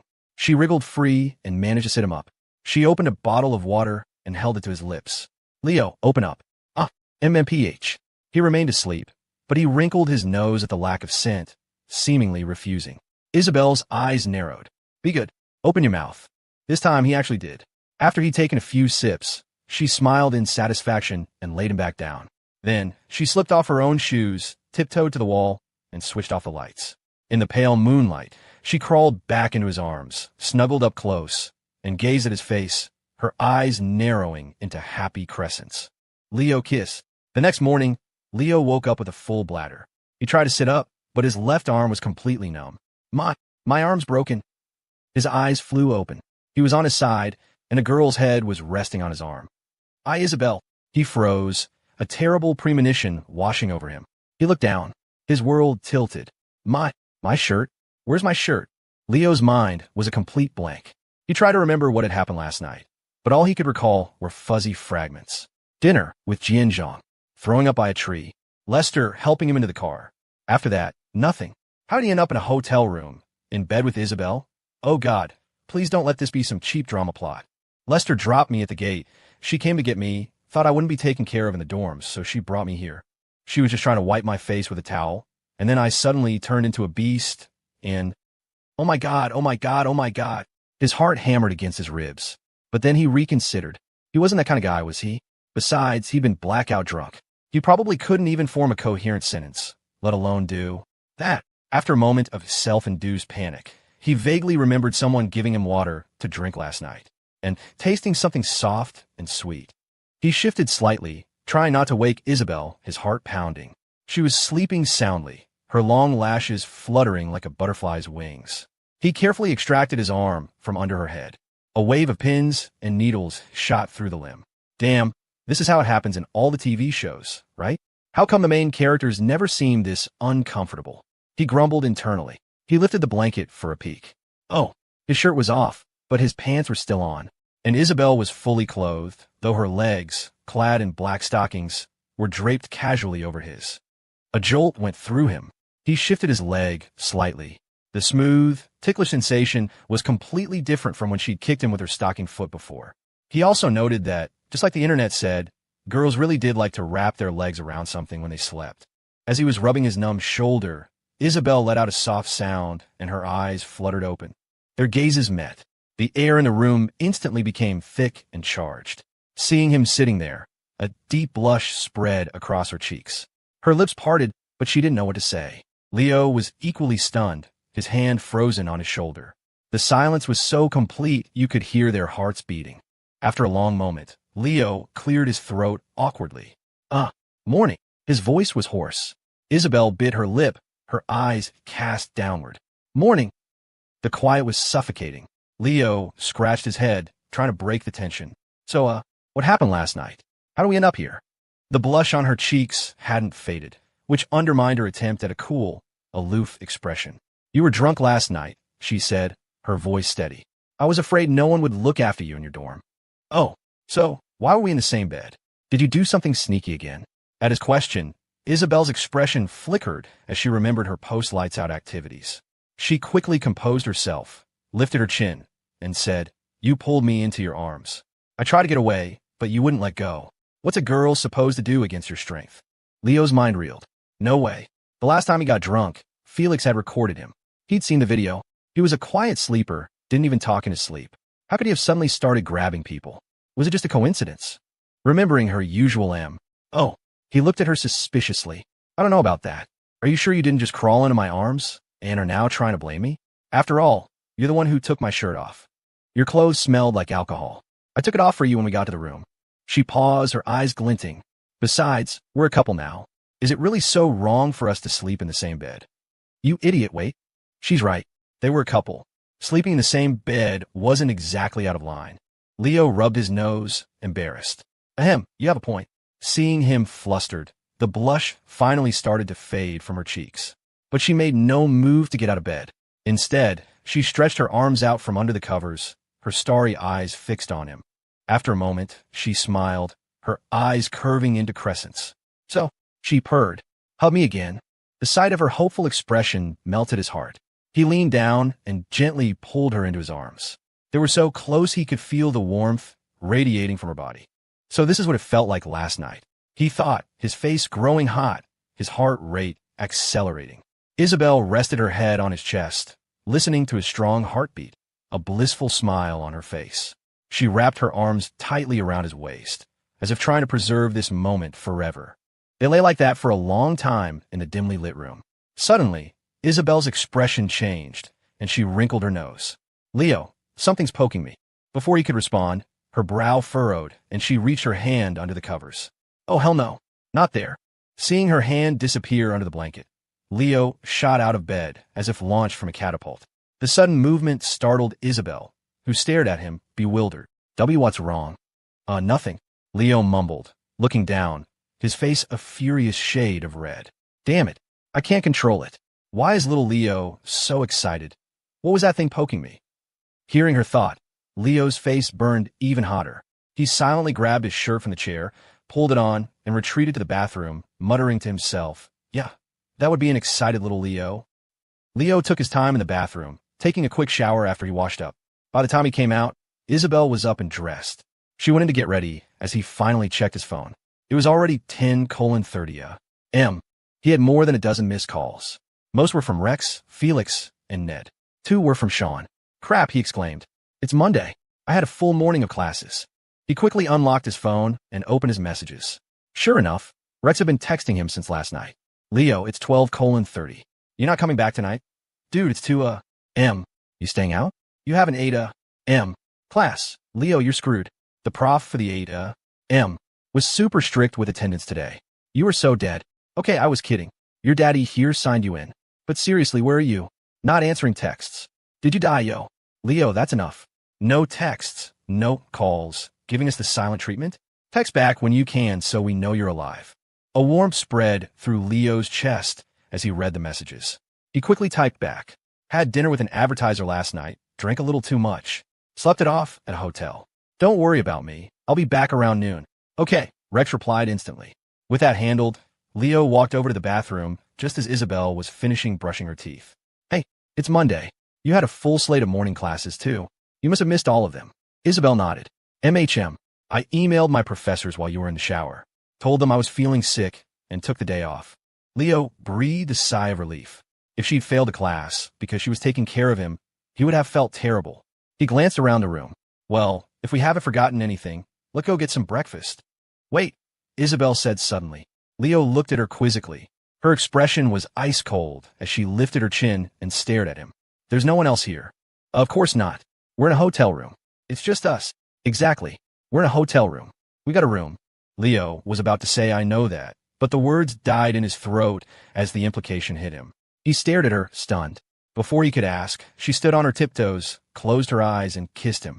A long moment later, they slowly pulled apart, a lovely blush coloring her cheeks. She looped her arm through his and grinned. Okay, now we can go eat. After grabbing a bite at a nearby diner, they headed back to campus. As they neared her dorm, Leo stopped. You slept with me last night, he said seriously. You have to take responsibility, you know. Isabel nodded instinctively, then blinked, a look of confusion on her face. Wait, that's not right. She lifted her chin, her cool demeanor returning. Fine. If you feel like you got the short end of the deal, you can sleep with me again any time to even the score. Question mark. Leo's lips curved into a grin. Not only did she get what she wanted, but she's already planning a repeat. This girl, back when she first moved in, she only dared to think these things. Now she's saying them out loud. The memory made him pause. It was strange to think that a stray thought he'd overheard months ago had actually become a reality. He could still clearly remember her 2 silent declarations the day she moved in. Hee, little Leo, I finally moved in next to you. Next step, moving into your bed. TSK, well, she made it into my bed, all right, he thought with an inward chuckle. He reached out and playfully ruffled her hair. Stop being so thirsty for me. From now on, you're not allowed to know when I'm drinking. You show up like a shark smelling blood in the water. After dropping off Isabel, Leo walked toward his dorm, calling Sean back. Hello? Leo, you're awake? Leo was surprised. How did you know I was drunk? I called you twice last night, and you didn't answer. I got worried something had happened, so I called Assistant Zhang. He said you guys have been drinking and that you probably passed out, so I didn't call again. Oh, I see. Leo was impressed. Sean was definitely more mature than him, thinking to call Jian directly. Sean continued, since you were the one who talked to him, I didn't want to press for details on the phone, so how did it go? We barely talked about the deal. He mostly just introduced me to 3 other guys from different ad agencies. But I have another meeting with him today. Based on his attitude, I think we'll be able to work something out. Hearing Leo's confidence, Sean sighed in relief. After a few seconds of silence, he said, so, my girlfriend's surgery was supposed to be minor, no big deal. But I think she caught a cold or something because she started running a fever last night. I probably won't be able to get back to campus for a few days, and I won't have time for the studio. Don't worry about it, Sean. I've got it covered. If anything comes up, I'll call you right away. Okay, that's a relief. After ending the call, Leo arrived back at his dorm. Rex and the guys were still in class, so the room was empty. He sat down on his chair, and the morning's memories with Isabel came flooding back, making his heart flutter. Leo sat there for a while, lost in thought. Soon, the sound of students returning from lunch filled the hallway. Normally, Rex, Felix, and Ned would have been among the first. They had a habit of slipping out the back of the lecture hall a few minutes before class ended to be first in line at the cafeteria. It wasn't really necessary. CPI had plenty of dining halls, but Rex had a motto. If you're not aggressive about getting food, you have a problem with your ideology. As a result, the guys from room 415 were usually already back in their bunks, digesting, while other students were just getting their food. The door creaked open. Rex walked in, saw Leo sitting there, and froze. Leo looked up and smiled. Hey, Felix, Ned Ree. H. Leo Yeager, I'm going to kill you. Before Leo could finish, Rex let out a blood-curdling scream and lunged for his throat. He looked absolutely murderous. Leo yelped and scrambled out of his chair, retreating toward the balcony. Felix and Ned, snapping out of their shock, grabbed Rex around the waist. What the hell, Rex? Are you crazy? Leo yelled. Why are you trying to kill me? I actually believed your stupid story about being drunk at a business dinner. Rex roared, struggling against his friend's grip. But then, in our second class, which is a shared lecture with the Finance 2 class, Isabel Thornton wasn't there either. He paused, his eyes burning with resentment. So, I asked Haley Xia, and she said Isabel suddenly left last night and never came back. I knew you two were together. Leo rolled his eyes. So what? I was with my girlfriend. Is there a problem? Yeah, I don't care. You're flexing on me even when you're not in the dorm. Calm down, calm down. Didn't I give you that tip yesterday? Go apply for the milk tea job. Guaranteed to get you some girls' numbers. The reminder seemed to work. Rex finally calmed down, snorting as he pulled out a cigarette and lit it. Honestly, I didn't have high hopes. A campus job like that at a popular spot? I figured there'd be a million applicants. But when I got there, hardly anyone was applying. I got hired on the spot. They just said I need to get a food handler's permit, pass their internal chatter T test, and I can start. He broke into a sly grin. The person who interviewed me was the manager. And she's young. Looks like she just graduated. I used the excuse of needing to stay in touch about the job and got her number. And man, she is gorgeous. Leo, Felix, and Ned all said, "Whoa," in unison. Leo gave him a thumbs up. Nice. You've already moved past freshmen and seniors and are going straight for the young professional crowd. Attaboy, Rex. Normally, Rex would have shot back a witty insult. This time, he just looked sheepish. After bullshitting with his roommates for a while, Leo went out to the balcony to check his phone. The 3 contacts he'd added at dinner had all accepted his friend requests. He dialed Jian Zhang. Jian, it's Leo Yeager. Hope I'm not bothering you. Of course not. It's Monday. I've been at work since 8. Jian boomed cheerfully. You're a machine, man, Leo said respectfully. I was out of it after you guys left last night. Didn't wake up until almost noon. Hey, about what we discussed, I was hoping to talk more about the studio partnership today. Do you know when you might have some time? Tonight. I get off at 7. We can grab a drink somewhere and talk it over. Sounds great. Leo hung up, relieved. He'd been worried Jian would forget their conversation, since promises made over drinks often evaporated by morning. That afternoon, he went to Starfall Studios to go over the account's recent performance and data with Ruby and Quinn. Around 6, he texted Jian to confirm a location and headed out. When he arrived, Jian was already there, and to Leo's surprise, so were the other 3 men from the night before. Today, however, they were all in suits, having clearly come straight from work. They were at a food truck park, so they grabbed some barbecue skewers and beers. Leo expected Jian to bring up the partnership. After all, Jian wasn't the final decision maker. He was just the assistant who had to pitch it to his boss. But they finished a case of beer, and Jian said nothing. Finally, Leo took the initiative. Jian, about the partnership. I brought the brief our studio put together. You can look it over while we eat. If it looks good to you, I'd really appreciate it if you could get it to your boss as soon as possible. We're hoping to get everything finalized before the holidays. Jian made a show of flipping through the pages, then waved a hand dismissively. Looks fine to me. I'll tell my boss about it at the office tomorrow. Come on, drink up. With that assurance, Leo relaxed and happily drank with them. Around 10, Jian let out a loud belch. Leo, my boy, go settle the tab. My phone's dead. I'll bring up your business with my boss tomorrow. Sure thing. Leo got up and paid. When he returned, the 4 men had their backs to him and didn't notice his approach. He overheard Jian grumbling. That damn boss of mine is so cheap. I've been his assistant for years, and he still pays me peanuts. If I wasn't smart enough to make some money on the side, I'd barely make rent. Another man joked, aren't you his assistant? You could secretly look at the ad contracts, memorize the client info, then go to another agency with a lower bid and offer it to the client. You make a nice commission. I've been wanting to do that forever, Jian spat, but the bastard keeps those contracts under lock and key. I'll try to get a look tomorrow. Leo stood there, stunned by what he'd overheard. He couldn't believe how Jian talked about his boss behind his back. But it wasn't his problem. All he cared about was getting the deal for Starfall Studios. After dinner, he went straight back to the dorm. He texted Isabel, and they met for a walk around the track before inevitably ending up in their favorite makeout spot in the woods. Moi, HSS. Leo sucked in a sharp breath.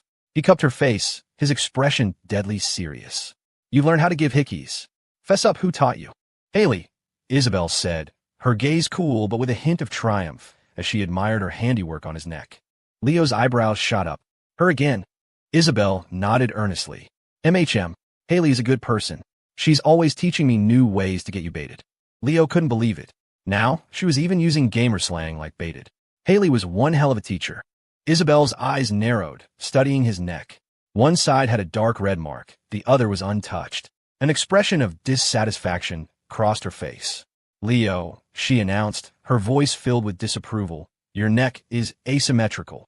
Leo, his arms still wrapped around her, didn't quite get it. So, it's not like you have OCD. What are you going to do? Give me another one just to make it even. Isabel pouted.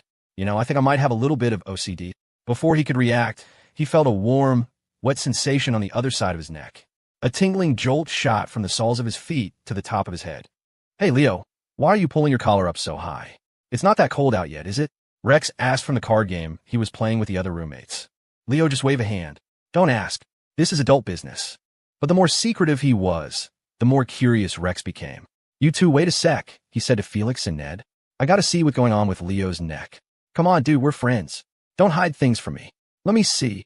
"Don't," Leo yelped, backing away in mock terror until he hit the wall. Rex smirked. "Huh, nowhere to run. Let's see what you're hiding." He lunged forward, tried to pry Leo's hand away from his collar. Just as Leo's defense was about to crumble, Felix, still at the table, had a sudden realization. "Oh no," he muttered, quickly turning his head and covering Ned's eyes with his hand. "Felix, what are you doing?" Ned asked, confused. "I want to see what's on Leo's neck to—" "Don't look. It'll burn your eyes." Just as Felix spoke, Rex succeeded in yanking Leo's hand away. He peered at Leo's neck, a triumphant grin on his face. The grin froze. He saw the two dark red marks. His eye started to twitch. A second later, he let out a scream like a dying pig. "Ah! Leo, you son of a bitch, you're flexing on me again. Isabel gave you 2 hickeys. Ah!" His mission accomplished, Leo cleared his throat, modestly pulled his collar back up, and sighed. "See? I told you to stay out of adult business. Now look what happened. You got flexed on. It's not my fault. I was trying to cover it up to protect you." He was practically radiating smugness. He knew that a direct flex wouldn't have been nearly as effective. Rex clutched his chest, looking like he couldn't breathe. He furiously pulled out his phone and started messaging the pretty manager from the tea shop, begging to start work tomorrow. Ned finally understood. He looked at the prescient Felix with gratitude. "Felix, how did you know what Leo was planning?" Felix adjusted his glasses. Leo's methods of flexing are devious and varied. You cannot analyze him as you would a normal person. You must observe him as you would a dog to truly understand his ways. The next morning, at their shared lecture, Haley practically vibrated with excitement as she zeroed in on the 2 marks on Leo's neck. Her eyes turned into pink hearts. I ship it so hard. I've been waiting for this. It's canon." Leo rolled his eyes. "You sound like you're on something." He took Isabel's hand. "Learn the good stuff from her, not the bad stuff. Be good." "Okay," she chirped. Lester woke up at 9. He checked his phone. No messages. He sighed. It seemed the young miss had no tasks for him again today. Ever since she and Mr. Yeager started college, I feel like I've already retired. After washing up, he was about to get breakfast when his phone buzzed. Could it be the miss? He thought excitedly. He pulled it out, but his expression soured when he saw the caller ID. "Second Mrs. Thornton," it was Sharon. He hesitated for a moment before answering. Ma'am. Lester, you're not busy right now, are you?" "No, ma'am." "Good. In an hour, I need you to go to Crestview International Airport and pick someone up for me." "Of course, ma'am." "Who am I picking up?" "You don't need to know who it is. Just get to the airport and hold up a sign that says Thornton. He'll see you and approach you himself." "Very well, ma'am. I'll leave right away." After hanging up, Lester quickly got ready and headed for the airport. Lester pulled the Maybach into a spot in the short-term parking garage, then headed into the terminal, holding a simple sign with the name Archer. According to the flight information Sharon Thornton had sent him, the plane had landed a while ago. He scanned the crowd flowing out of the international arrivals gate. Any minute now. Soon, a strikingly handsome and familiar face appeared in his line of sight. The young man was so good-looking that he turned heads, drawing glances from travelers rushing past. If it weren't for the lack of screaming mob of fans, you'd think he was some indie movie star just hitting it big. The young man seemed completely unfazed by the attention. He walked with an easy confidence, one hand in his pocket, the other pulling a sleek suitcase. His eyes swept the waiting area until they landed on Lester. A warm smile finally broke across his face. Dressed in a stylish trench coat, he strode over. "Mr. Nien," he said, his tone full of respect. "It's been 5 years." Looking at Landon Archer, Lester sighed inwardly. Just as he'd suspected on the drive over, the young master was back. Lester returned the smile. "Mr. Archer, it's been a long time. I'm surprised you remember the date so clearly." "Of course I do," Landon said, his eyes bright. "Ever since I went abroad for school, I've been counting the days. Being away from Izzy. It hasn't been easy." Hearing Landon use his affectionate nickname for Isabel, coupled with his unabashed excitement, made Lester's heart sink a little deeper. So, nothing had changed. He was still the same. A wave of concern for Leo washed over him. Lester reached for the suitcase.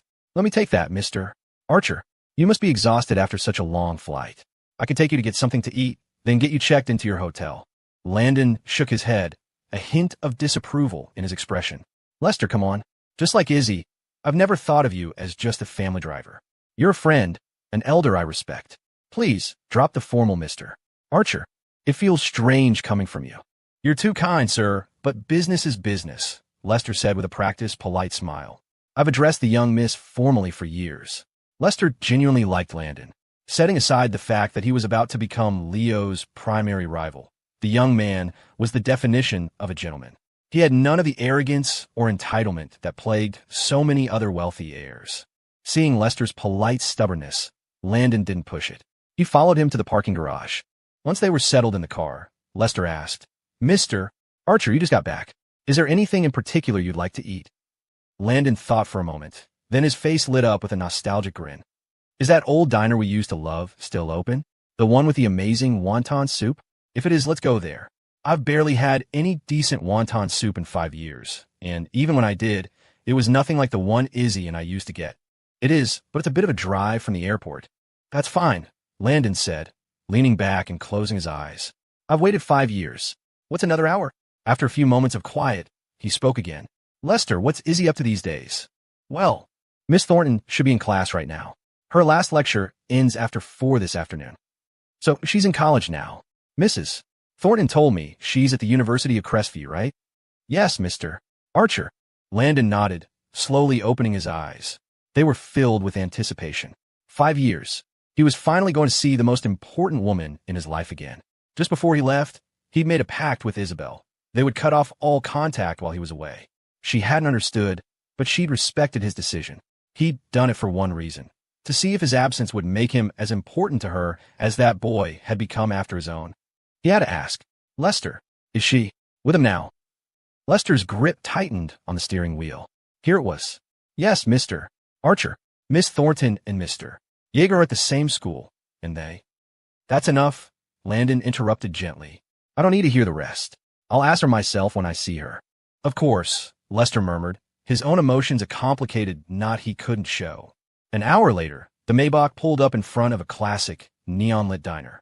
Before getting out, Landon turned to Lester. Oh, and Lester, I don't have a way to contact Izzy right now. Could you let her know for me?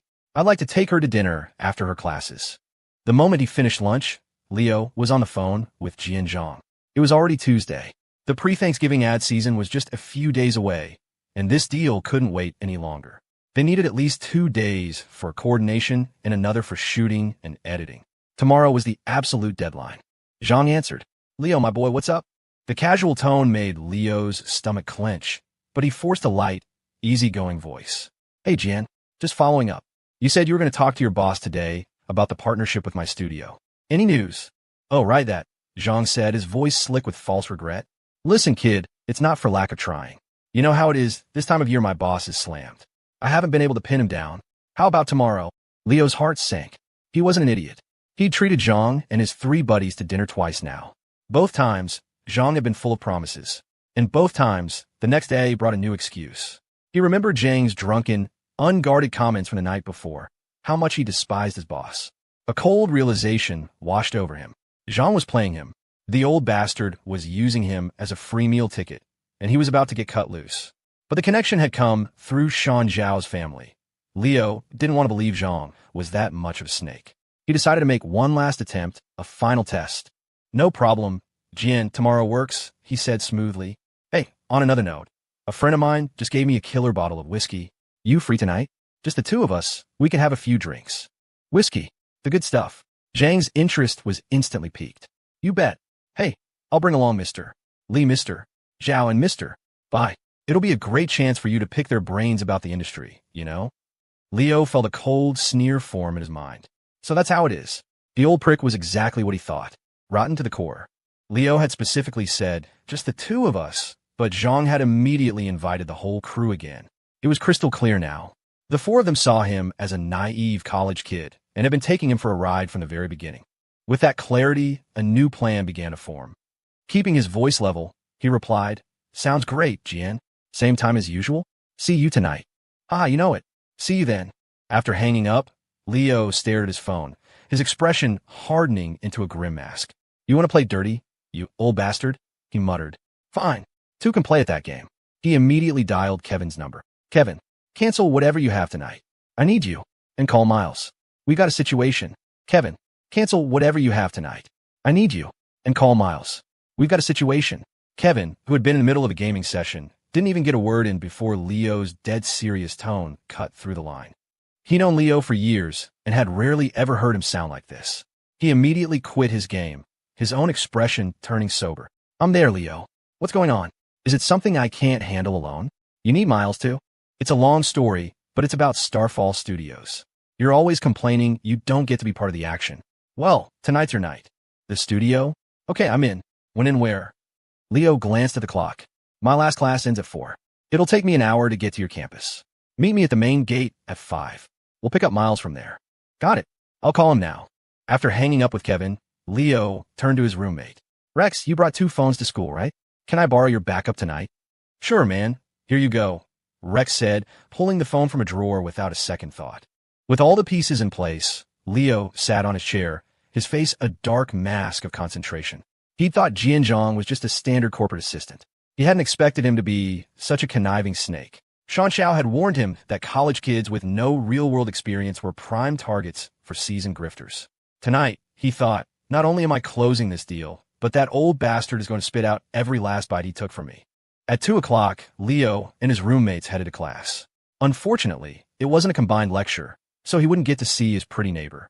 The moment class ended at 4, Leo was about to head straight for the Uber stand to meet Kevin. Then he remembered that tonight would likely be a late one, and he might miss his chance to see Isabel. He called her. Class over? Where are you? Almost back at my dorm. Okay, wait for me downstairs. All right. 10 minutes later, he found her under the trees near the entrance to the women's dorms. She was wearing a pale blue sundress, the hem fluttering in the gentle breeze like ripples on a calm lake. Her long, dark hair cascaded over her shoulders, with a few stray strands dancing playfully against her cheeks, making her fair skin seem almost luminous. Leo's eyes narrowed in appreciation. Dressed to kill today, huh? I look good every day, she said, lifting her chin with a cool expression, but the delight sparkling in her eyes betrayed her.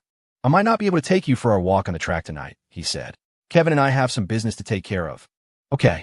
He pulled her into their usual spot in the small grove of trees, a little pocket of privacy just off the main path, and stole a few moments with her. He wrapped his arms around her, her body pliant and soft after a lingering kiss. I gotta go, he whispered. She murmured, her cheeks flushed a tempting shade of rose, all traces of her usual cool demeanor gone. She added softly, don't drink too much again. You don't want a neighbor taking advantage of you. Huh, what's so bad about you taking advantage of me? He laughed, then jogged off toward the campus gates to catch a ride to Cust, Kevin's university. Just as Leo disappeared from sight, Isabel smoothed her hair and was about to head inside when her phone rang. It was Lester. She was surprised. He rarely called unless it was urgent, preferring to text instead. Frowning slightly, she answered. Hello. Miss Thornton, are you busy at the moment? I just finished class. Very good. Miss, the thing is, Mrs. Thornton called me this morning and asked me to go to the airport. I've just picked up Mr. Archer. He was hoping to have dinner with you tonight. Mr. Archer. Landon. Isabel froze for a second, her calm expression shifting. Landon was back. After a moment's pause, she replied, her voice even. All right, Lester, you can come pick me up now. Right away, miss. Her first instinct was to call Leo and have him join, but she remembered he had just left. He had his own things to deal with tonight. Fine, she thought. I'll introduce them next time. At 6 in the evening, Lester pulled the Maybach to a stop in front of the Pinnacle, arguably the most opulent restaurant in Crestview. Lester, who made it a rule never to ask questions that weren't his business, couldn't help himself this time. Just before Isabel got out of the car, he had to ask, Miss, you're meeting with Mr. Archer. Does Mr. Yeager know? Isabel shook her head slightly. He's busy tonight. I haven't had a chance to tell him. And will Mr. Yeager? Later, Lester trailed off, not daring to finish the sentence. Isabel wasn't naive. She knew exactly what he was worried about, and a flicker of something that looked like amusement crossed her face. She shook her head again, a lovely smile touching her lips. Lester, I tell you almost everything, but there's one thing you've never known. Miss, he asked, puzzled. He wanted to press further, but seeing that she had no intention of elaborating, he fell silent, and simply watched her walk into the restaurant. After entering the restaurant, Isabel gave the hostess Landon's name. A moment later, she was being led to an elevator and up to the second floor. She soon found herself standing before a private dining room with a small, elegant plaque that read, "The Reunion." Every private room at the Pinnacle had a unique name: the hearth for family gatherings, the vow for anniversaries, and so on, catering to the specific purpose of the client's dinner. Isabel looked at the name on the door and smiled faintly. Taking a soft breath, she pushed the door open. The light inside was warm and inviting. Landon was already seated. When he saw her, a broad smile spread across his face, and he stood, opening his arms as if to give her a gentle hug. Isabel simply smiled and gracefully sidestepped the gesture. Landon wasn't offended. He shrugged, his smile easy and relaxed. "Izzy, long time no see." Isabel nodded, taking the seat across from him. "It has been a long time," she said, her tone cool and composed. "This place is interesting," Landon said, his smile never wavering. "Every room has a special name." He pressed a small button on the table, signaling the kitchen to begin service. 5 years, Izzy. You've gotten even more beautiful." "I'm sure he thinks so, too." Isabel's eyebrows furrowed slightly. Seeing her reaction, Landon chuckled. "I asked Lester. He told me you two are at the same university now." "Yes," she said. "A few months ago, I had Lester find out where he was living. I moved in next door." At this, Landon's casual demeanor vanished, replaced by genuine shock. He stared at her for several seconds before sputtering. "My God, you moved in next door to him? If your father found out, wouldn't that be?" "My father isn't paying much attention to me anymore. My stepmother is pregnant. He's even shifted his company's focus entirely to New York. I doubt he'll be back in Crestview for a long time." "Sharon is pregnant?" If Landon had been surprised before, he was floored now. Sharon had been the one to tell him about his return trip, but she had never once mentioned her pregnancy. He was silent for a moment, the shock slowly fading from his face, replaced by a complex, hesitant expression. He lowered his voice. "Izzy, you know what her being pregnant means. When Lester told me you were at the same school, I wondered how you ever convinced your father and Sharon. Now I see. Sharon must have pushed for it, didn't she?" Isabel pressed her lips together, but said nothing, tacitly confirming his suspicion. They sat in silence as the servers brought out the dishes one by one. Only when the last plate was set down and the door closed, leaving them alone again, did Landon break the quiet. "Well, I suppose it all worked out. It gave you and Leo a chance to be at the same school." Isabel didn't respond to that. Instead, she asked coolly, "My stepmother isn't that kind. I assume she's been in frequent contact with you before your return?" "Yes," Landon sighed, his gaze softening with sympathy. "It's exactly as you predicted years ago." He looked at her, a pang of protectiveness rising in him. She had foreseen so much of this. Though he was 4 years older, he knew he was nowhere near as mature as she was. But it was understandable. She had suffered a family upheaval at such a young age, and instead of receiving double the care from her father, she had been met with distance and neglect. Her status as a wealthy heiress had forced her to grow up fast. "Sharon did contact me frequently before I came back," he admitted. Her goal was clear. She wanted me on her side in certain matters. A complicated look passed through Isabel's eyes. More accurately, she wanted you to come to Crestview to drive a wedge between me and Leo. At that, Landon's eyes narrowed. After a moment, he smiled again. "Speaking of which, that brings me back to my decision 5 years ago, when I insisted on cutting off all contact with you." He paused. "I was always jealous of your feelings for Leo. He was only in your life for such a short time, yet he left such a deep impression. I'd known you for years, but I could never compare. I wanted to see if I disappeared from your life, just like he did, if you would miss me the way you missed him." Hearing this, Isabel's cool expression finally wavered. She took a sip of water and chided him gently. "You know the two of you are completely different. Why would you make such a pointless comparison?" "It wasn't pointless. To me, it was important." Isabel let out a soft, helpless laugh. She picked up her chopsticks and began to eat before asking quietly, "So what's your conclusion?" Landon sighed. "It's obvious. Leo is far more important to you than I am. You treat him like a precious treasure. I ask you to dinner, and you won't even bring him along. I'm genuinely curious to see what kind of guy could captivate you so completely. You described him to me once, but that was a long time ago. People change." "You're right," Isabel said, her eyes darkening for a split second before brightening again with a soft smile. "People do change. Like my father. But not Leo. He's still the same. Then why didn't you bring him to meet me? Are you afraid to let him know what a threat I am to him?" Landon looked at her directly, his expression serious. Faced with his rare, challenging gaze, Isabel remained perfectly calm. She took several more bites of her food before looking up again, a hint of annoyance finally showing on her beautiful face. "What kind of threat are you to Leo?" she retorted. "From my perspective, shouldn't I be the one bringing Leo to meet you? You're a much bigger threat to me. Landon, can you please stop being so dramatic?" His serious expression immediately crumbled, and he broke into a wide, goofy grin. Hey, come on. We haven't spoken in 5 years. You're not even a little bit suspicious that my orientation might have shifted?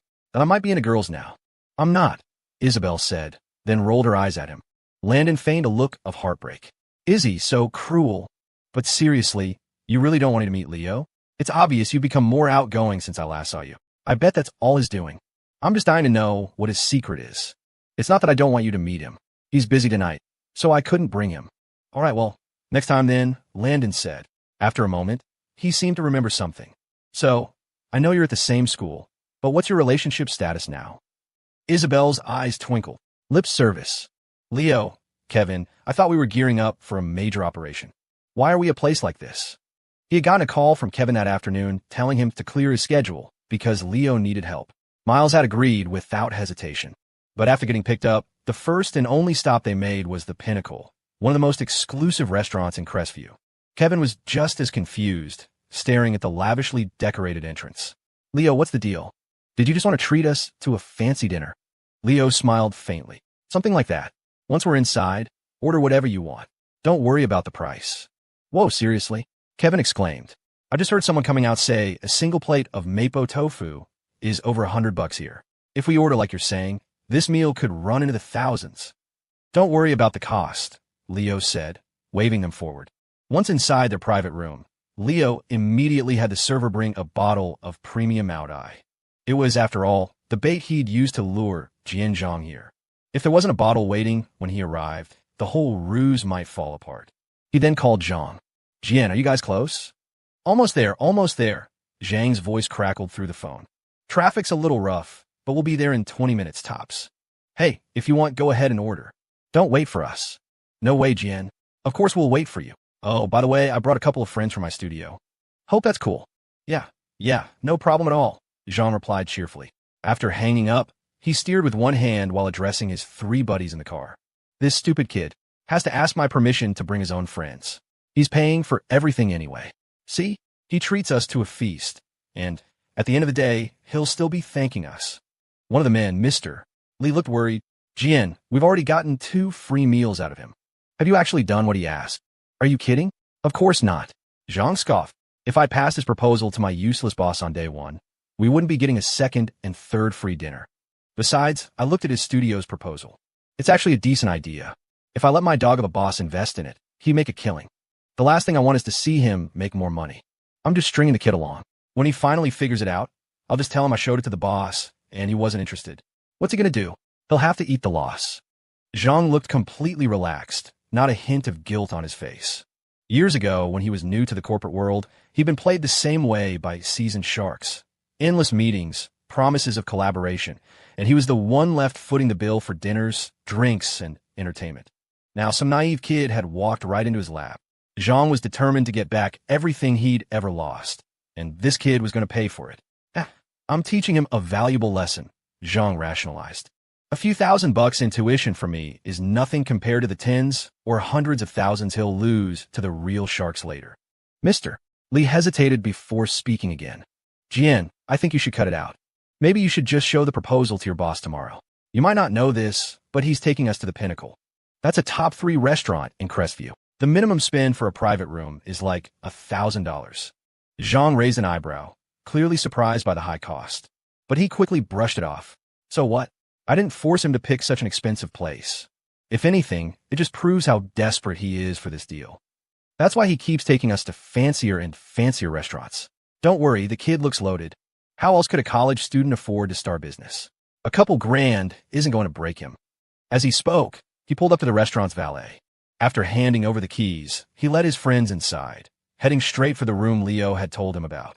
Back in the room, Kevin couldn't hold back his curiosity any longer. Leo, seriously, what's with all the secrecy? Is the person we're meeting paying or something?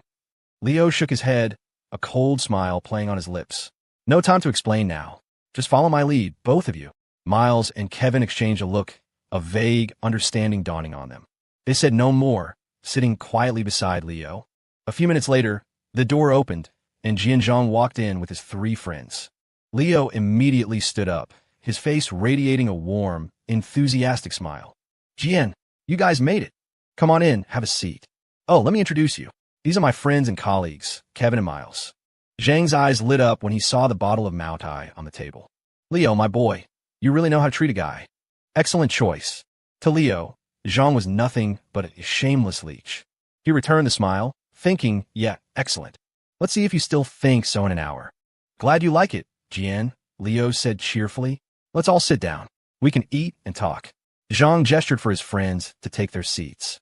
Once everyone was settled, Leo pressed the service button on the table. A server entered moments later with menus. Without hesitation, Leo passed a menu respectfully to Jian. Jian, you guys order first. Don't even look at the prices, get whatever you want. This dinner is to thank you for all your help with our studio. Hey, don't say that, kid, Zhang said, already feeling a little guilty about not being able to connect him with his boss.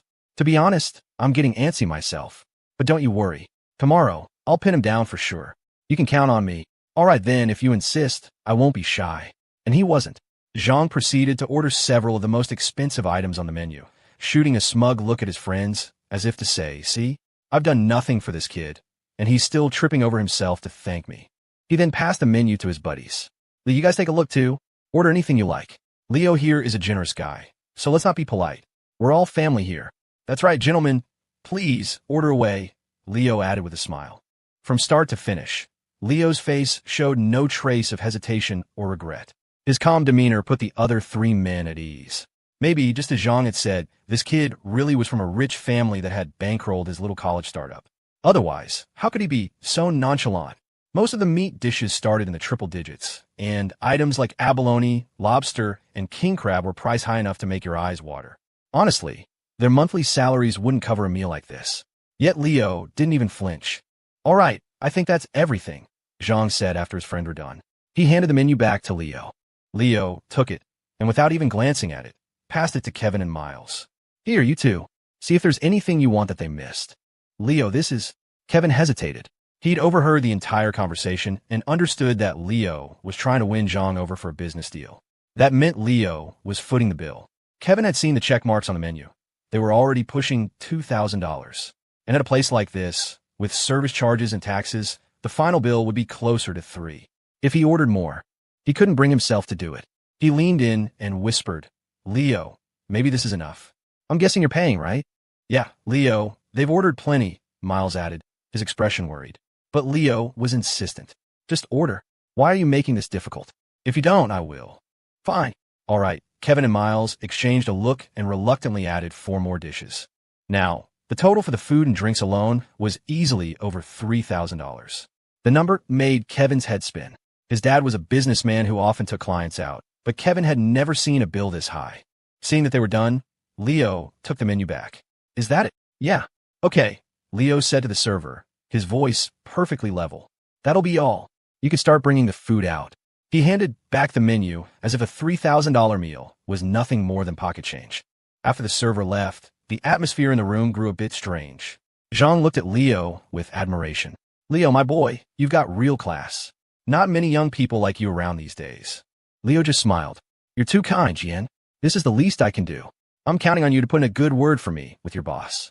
Zhang nodded, his mind already calculating how he could milk this situation for even more. He'd planned on ghosting Leo after tonight, but now, seeing how deep the kid's pockets were, he was reluctant to let go of such a lucrative meal ticket. Soon, the dishes began to arrive, each one a work of art that smelled incredible. Zhang and his friends dug in without ceremony. Leo didn't eat right away. Instead, he picked up the bottle of Mao Tai, walked over to Zhang's side, and leaned in to pour him a glass. Jian, let me get that for you. After filling Zhang's glass, he poured one for himself. When he clinked glasses with him, he deliberately held his own glass lower than Zhang's, a sign of deference. Zhang was beyond pleased. He was beaming, a grin stretching from ear to ear. For a fleeting moment, he actually considered submitting Leo's proposal to his boss the next day. But then he thought if he let Leo succeed that easily, the free meals would stop. So he decided to keep stringing him along. So, Jian, Leo said casually. You'll ask your boss for me tomorrow, right? Don't worry about it. Zhang mumbled through a mouthful of food. Great. Then let's not talk shop. Let's drink. Leo nudged Kevin and Miles, signaling them to join in. The two of them, after a brief moment of hesitation, plastered on smiles and went over to toast Zhang. Mr. Zhang, you can call me Kevin. I'm also with Starfall Studios. Mr. Zhang, I'm Miles. Here's to you. Under the barrage of compliments from Leo's crew, Zhang quickly downed several glasses. His face flushed bright red, and his speech started to slur. Listen, I'm telling you, my boss, that son of a bitch. He's a real piece of work. Dumped another pile of paperwork on me today. Damn it, I'm older than him. I should be his damn elder, but the little punk orders me around like a dog. It's just dumb luck people like him end up as bosses. If I had his luck, I'd be 100 times better. Sooner or later, I'm going to make sure that bastard Warren takes a fall. Just as Leo had predicted, the alcohol loosened Zhang's tongue, and he launched into a tirade against his boss. Leo remained calm, eating and drinking, occasionally refilling Zhang's glass. An hour and a half later, everyone was full. Zhang let out a loud, boozy burp. All right, Leo, my boy, he said with a grin. Time to settle the bill. That was a great meal. We'll have to do this again sometime. But Leo didn't move. Instead, he pushed his chair back slightly. The time had come. No more games. He crossed his legs, a lazy smile on his face. Jian, he said, his voice dangerously calm. I think you're mistaken. Shouldn't you be the one paying? What? Me? Pay? The words hit Jian Zhang like a slap. For a second, he thought he'd misheard through his drunken haze. But when he saw the equally stunned faces of his three friends all staring at Leo, he knew it was real. Zhang's smile vanished, replaced by a thunderous scowl. Leo, what the hell are you talking about? You invited us here? Leo let out a soft chuckle, his tone maddeningly casual. Did I, Jian? I don't recall ever saying this was on me. Besides, you and your friends ordered most of the food and drank most of the liquor. It only seems fair that you pay. Zhang's face turned an ugly shade of purple. What is this, Leo? You called me this afternoon, asking to have a few drinks, and now you're pulling this crap? I said we should have a drink. Leo corrected him smoothly. Just the two of us.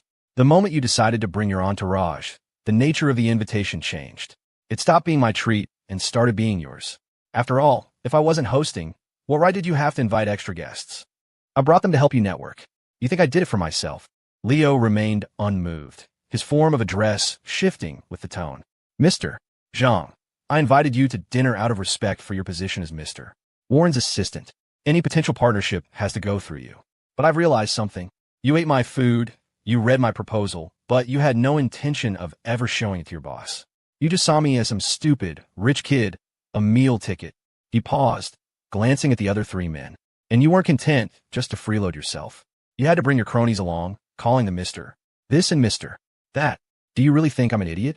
You little bastard, do you have any idea what you're saying? I know exactly what I'm saying.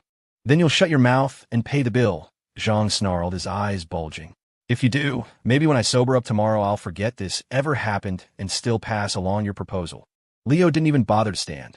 He just laughed. Mr. Zhang, you really think I'd still believe a word you say? You are never going to help me. It's not that our project is bad.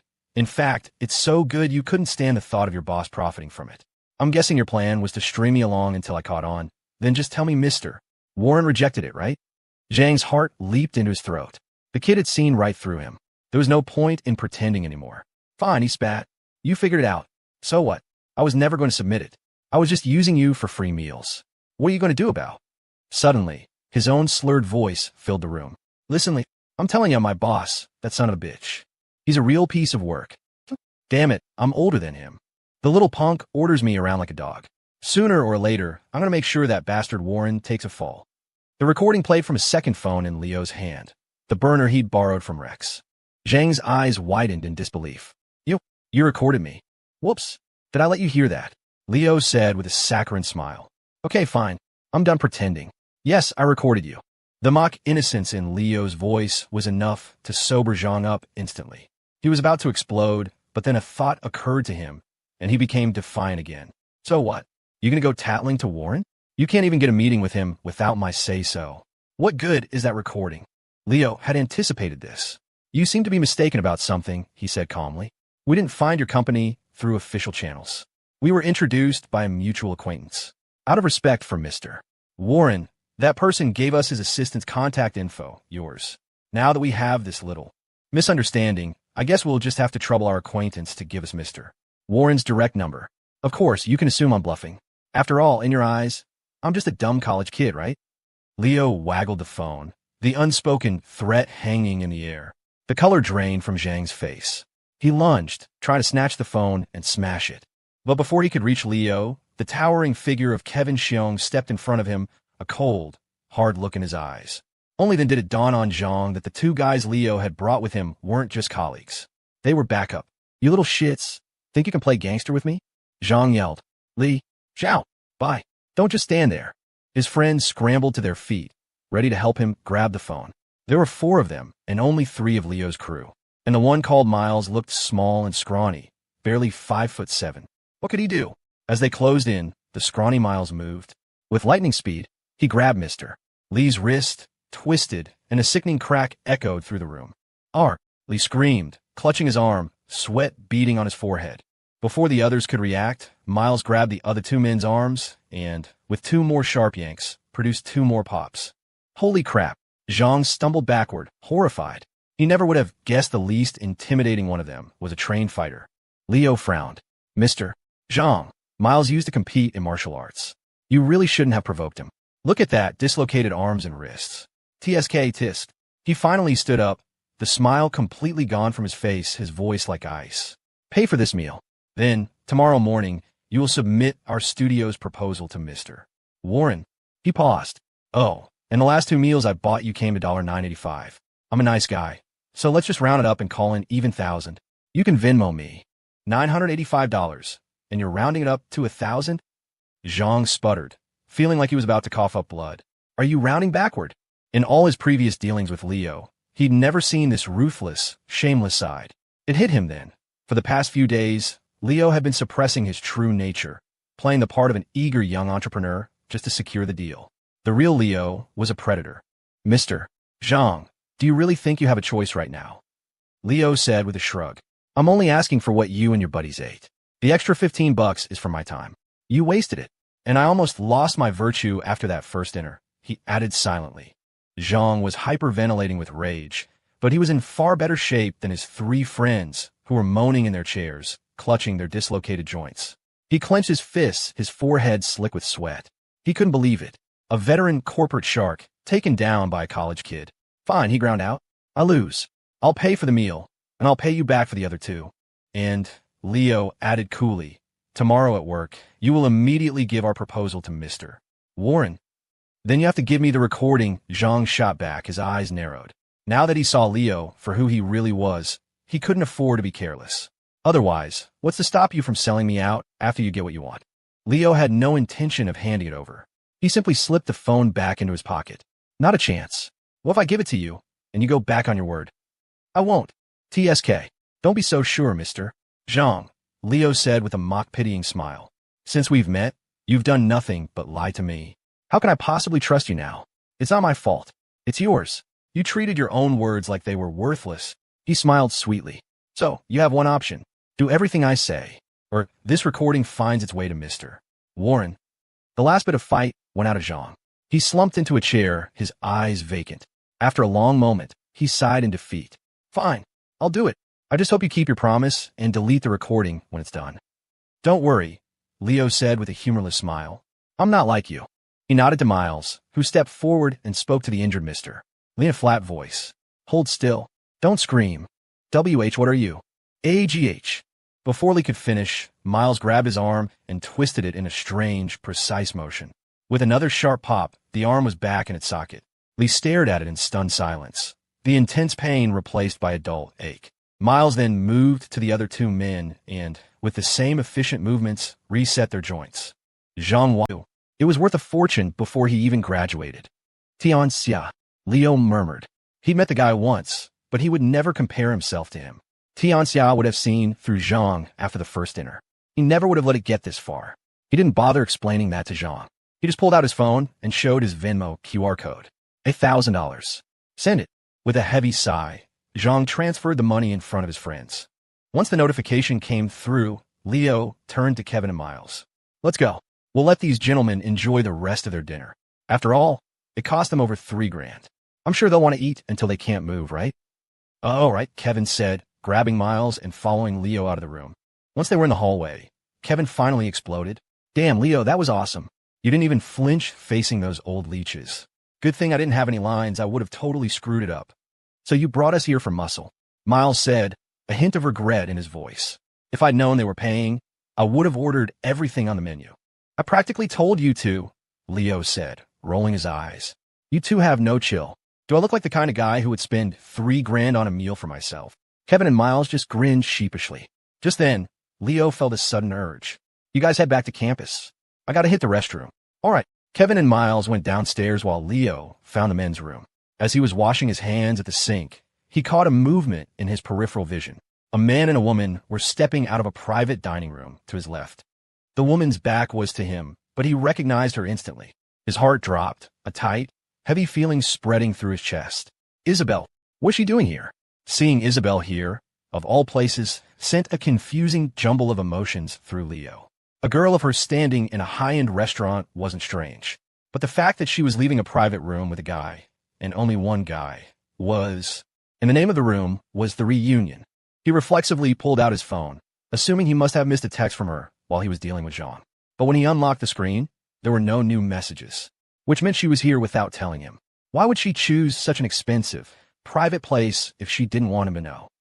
Okay, maybe I'm overthinking this, he told himself. They were a couple, but they were also individuals. They needed their own space. Still, watching her walk beside another guy, smiling and laughing, was a bitter pill to swallow. He couldn't stop wondering who the guy was. Isabel's cool personality wasn't one that just any guy could get close to. A male friend? No. In all the time he'd known her, she had never once mentioned having any close male friends. He was sure of it. After a moment of internal debate, he made his choice. He started to follow them. Leo kept a safe distance, enough to see them without being seen. They seemed to be engrossed in an interesting conversation, and a genuine smile kept gracing Isabel's lips. It only amplified the anxiety coiling in his gut. He ran through every possible scenario in his head, dismissing each one. He didn't believe for a second that Isabel would betray or hide something malicious from him, but the scene unfolding before his eyes was hard to ignore. He followed them down to the main lobby, where they sat in a waiting area and continued their conversation. Leo found a discreet corner behind a large potted plant and watched. They must be waiting for Lester to pick them up, he thought, frowning. But that didn't feel right either.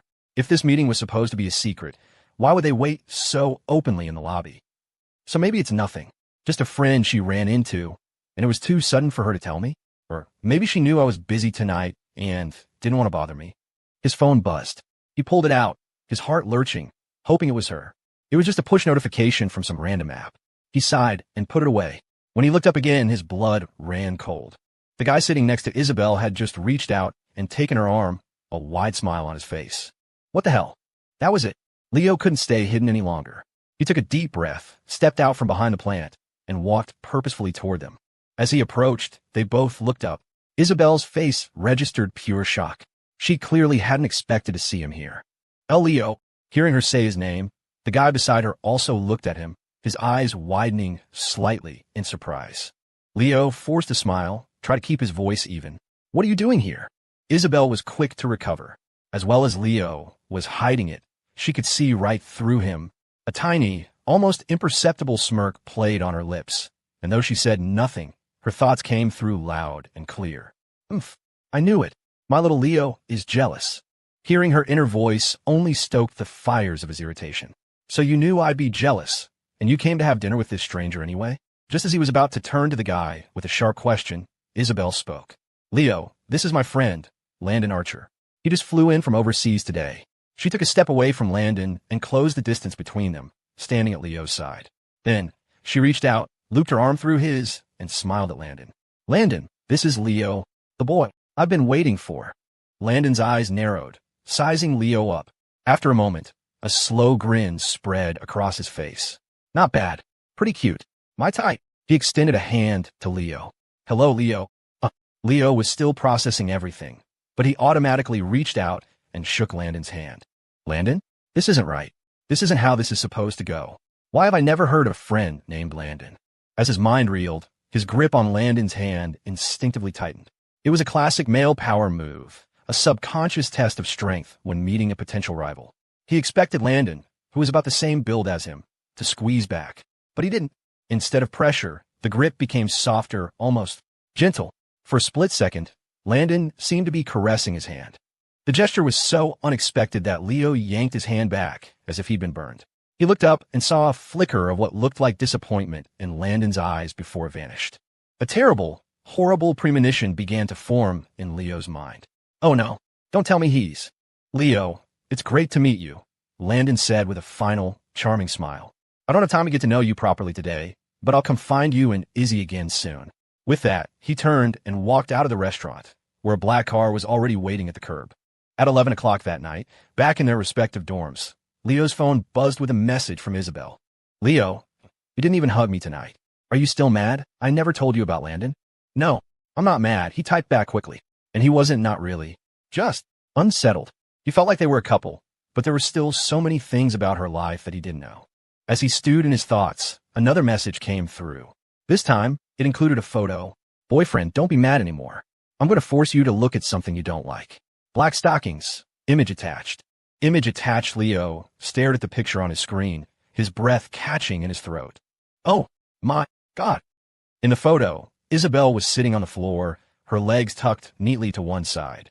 A black pleated skirt fell over her thighs, each fold perfect, paired with a pair of sheer black stockings that clung to every curve of her long legs. The look was a devastating combination of innocence and allure that hit him right in the gut. On her feet were pristine white ankle socks and a pair of delicate black leather shoes, the stark contrast only making the whole image more potent. Gulp. He couldn't tear his eyes away, swallowing hard. "You little devil. You know exactly how to get to me, don't you?" He subconsciously wiped the corner of his mouth. It was a good thing she couldn't see him right now. She'd be putting on her cool, indifferent act while inwardly gloating. Playing it cool, he typed back. "Don't use such photos to test a good man's integrity. Any man of character can withstand such a test." "Oh really? Want to test it again?" "What do you mean? Bribery over text failed. So now you want to try in person?" Leo Yeager, will have you know that is absolutely out of the question.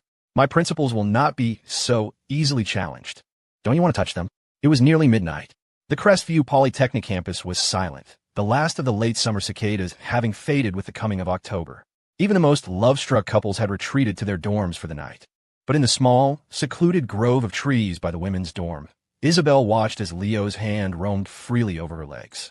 She bit her lip, a soft reprimand in her voice. "Leo, that's enough. Stop touching me." She sighed, her beautiful eyes filled with mock exasperation. "I thought you said your principles couldn't be challenged." "That's true," Leo said with a straight face, his hand not stopping for a second. "But my principles are flexible." Was he kidding? What man of character could withstand this kind of test? She had summoned him here, and she'd shown up wearing the stockings. He was sorry, but he was not going to be polite. It said that a person must, at some point, go crazy for the things they couldn't have when they were young. He was going to treat his younger and not-so-younger self tonight. He was going to touch the stockings. He definitely hadn't gotten to do that when he was a kid. Hearing his shameless excuse, a smile tugged at the corners of Isabel's lips. "So you've looked and you've touched. Are you still mad?" "I told you, I'm not mad." "If you're not mad, why did you pretend to be asleep in the car on the way back to school? You wouldn't even talk to me." "Because I drank some Mount Eye before I saw you and your friend Landon," he said completely deadpan. "I was a little dizzy." Isabel studied his face for a long moment, then snorted.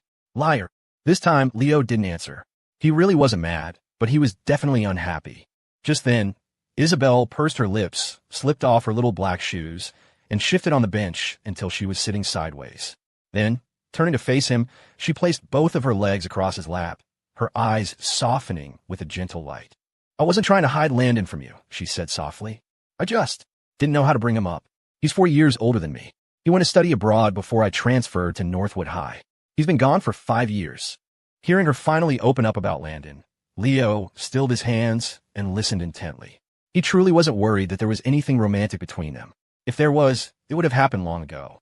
But that was the irrational nature of love. Even when you knew there was no threat, you couldn't help the flicker of suspicion and anxiety. "Are you and Landon close?" he asked. "Yes. Landon's family is also in business, and they're partners with my father. We've known each other since we were very little." Leo smiled, unable to resist a little jab. "So childhood sweethearts, huh?" "Childhood sweethearts?" The phrase seemed to make her pause for a fraction of a second, a flicker of something unreadable in her eyes before it was gone. She smiled and shook her head. Not really, she continued. My stepmother is very happy to see Landon back. And my father is keen on the idea of Landon and I getting together. Yeah, figures, Leo said, his voice flat. He wasn't surprised. The moment he heard Landon was from a wealthy, connected family, he'd seen this coming. It was straight out of a cheesy TV drama. The handsome, rich childhood friend returns from overseas to win back the girl, with both families pushing for the match. Leo was supposed to be the underdog who came out of nowhere.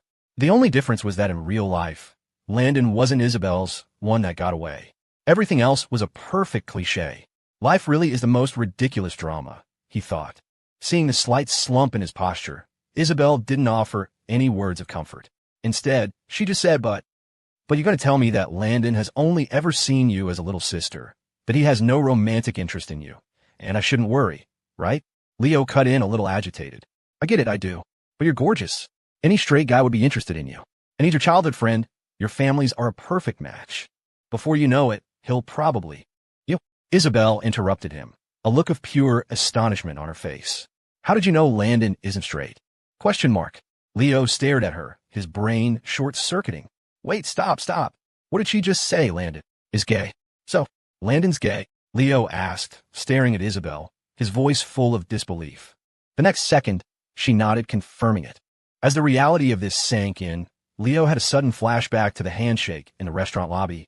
It all made sense now, why Landon hadn't squeezed back, why his touch had been so soft, almost caressing, and the flash of disappointment on his face when Leo had pulled his hand away. And then there was his comment. Not bad. Pretty cute. My type. Oh, crap, Leo muttered under his breath. He had assumed Landon was talking about him being a suitable boyfriend for Isabel. He hadn't realized he meant it literally. Leo was his type. An image of Landon, blushing coyly and wagging a finger at him, flashed through his mind. Oh, you naughty boy, Leo. You read me like a book. A violent shudder ran through him. Seeing the wild array of expressions on his face, Isabel couldn't help but laugh. Until now, I was the only one who knew. Not even Lester had any idea, which means my stepmother's little plan is going to fail spectacularly. Leo finally snapped out of his shock. What do you mean? Your stepmom's plan? Think about it, Isabel explained. Landon hasn't been home in 5 years. Logically, he should have gone to his family in New York first. No matter how good of friends we are, family is more important. But he came to Crestview first. That was my stepmother's doing. She pulled some strings to make it happen. So, Leo was still trying to connect the dots. Isabel's expression turned serious, and what she said next left him speechless. She's known about you for a long time, Leo. She knew I moved to the Maplewood during our senior year, because of you. She knew I stayed in Crestview for college, because of you. My father didn't want me to go to school here, but she was the one who worked behind the scenes to convince him. What? Leo's eyes widened in shock. He couldn't believe Sharon knew everything. And it was the first time Isabel had ever admitted, out loud, that her move to the apartment next door had been for him from the very beginning. How'd you find out? He asked, frowning. Isabel sighed. That doesn't matter anymore. The leak has been plugged. But her reason for doing all this was to set the stage for Landon to come here and cause trouble between us. What she doesn't know is that Landon and I have always been just friends. Nothing more. A deep sense of unease settled over Leo. If Isabel's stepmother knew about him but didn't try to stop them, and even helped Isabel come to Crestview, it would seem like she was on their side. But then she orchestrates Landon's return specifically to break them up. If Isabel hadn't told him herself, he would never believe both actions came from the same person. So what was her real game? Was she trying to bring them together or tear them apart? As if reading his mind, Isabel said coolly, she wants me tied down in Crestview. She wants to make sure I have no reason to leave here and go back to New York. Her tone was flat, but Leo understood the chilling implication. Sharon wanted Isabel out of the way so that she and her new child would have an uncontested claim on the family's power and fortune. Leo had already heard that Sharon was heavily involved in Thornton Industries. This wasn't some trophy wife. She had her own ambitions. And keeping Isabel occupied in Crestview was a key part of her strategy. The baby was probably just another move in her game. Otherwise, why now? She and Isabel's father had been married for years. Wait a minute, Leo thought. She's already legally married to Richard Thornton. She's set for life. She doesn't need to seize power herself. So why? A wild, audacious theory sparked in his mind. He looked up sharply, meeting Isabel's calm, cool gaze. There was no way she hadn't come to the same conclusion. She'd grown up in that world. She would be far more attuned to these kind of power plays than he was. Yet her expression was unreadable. He decided to test his theory. So now that Landon hasn't worked out the way she planned, are you going to surprise her and go back to New York? No, she said, but I'm not going to let anyone know the real nature of my relationship with Landon either. But wouldn't that just play into your stepmoms? Before he could finish, Isabel placed a finger on his lips, silencing him. She let her eyes drift down to his neck, then looked back up at him, a hint of her imperious demeanor returning. Leo, she said, her voice a low purr. Do you want a strawberry?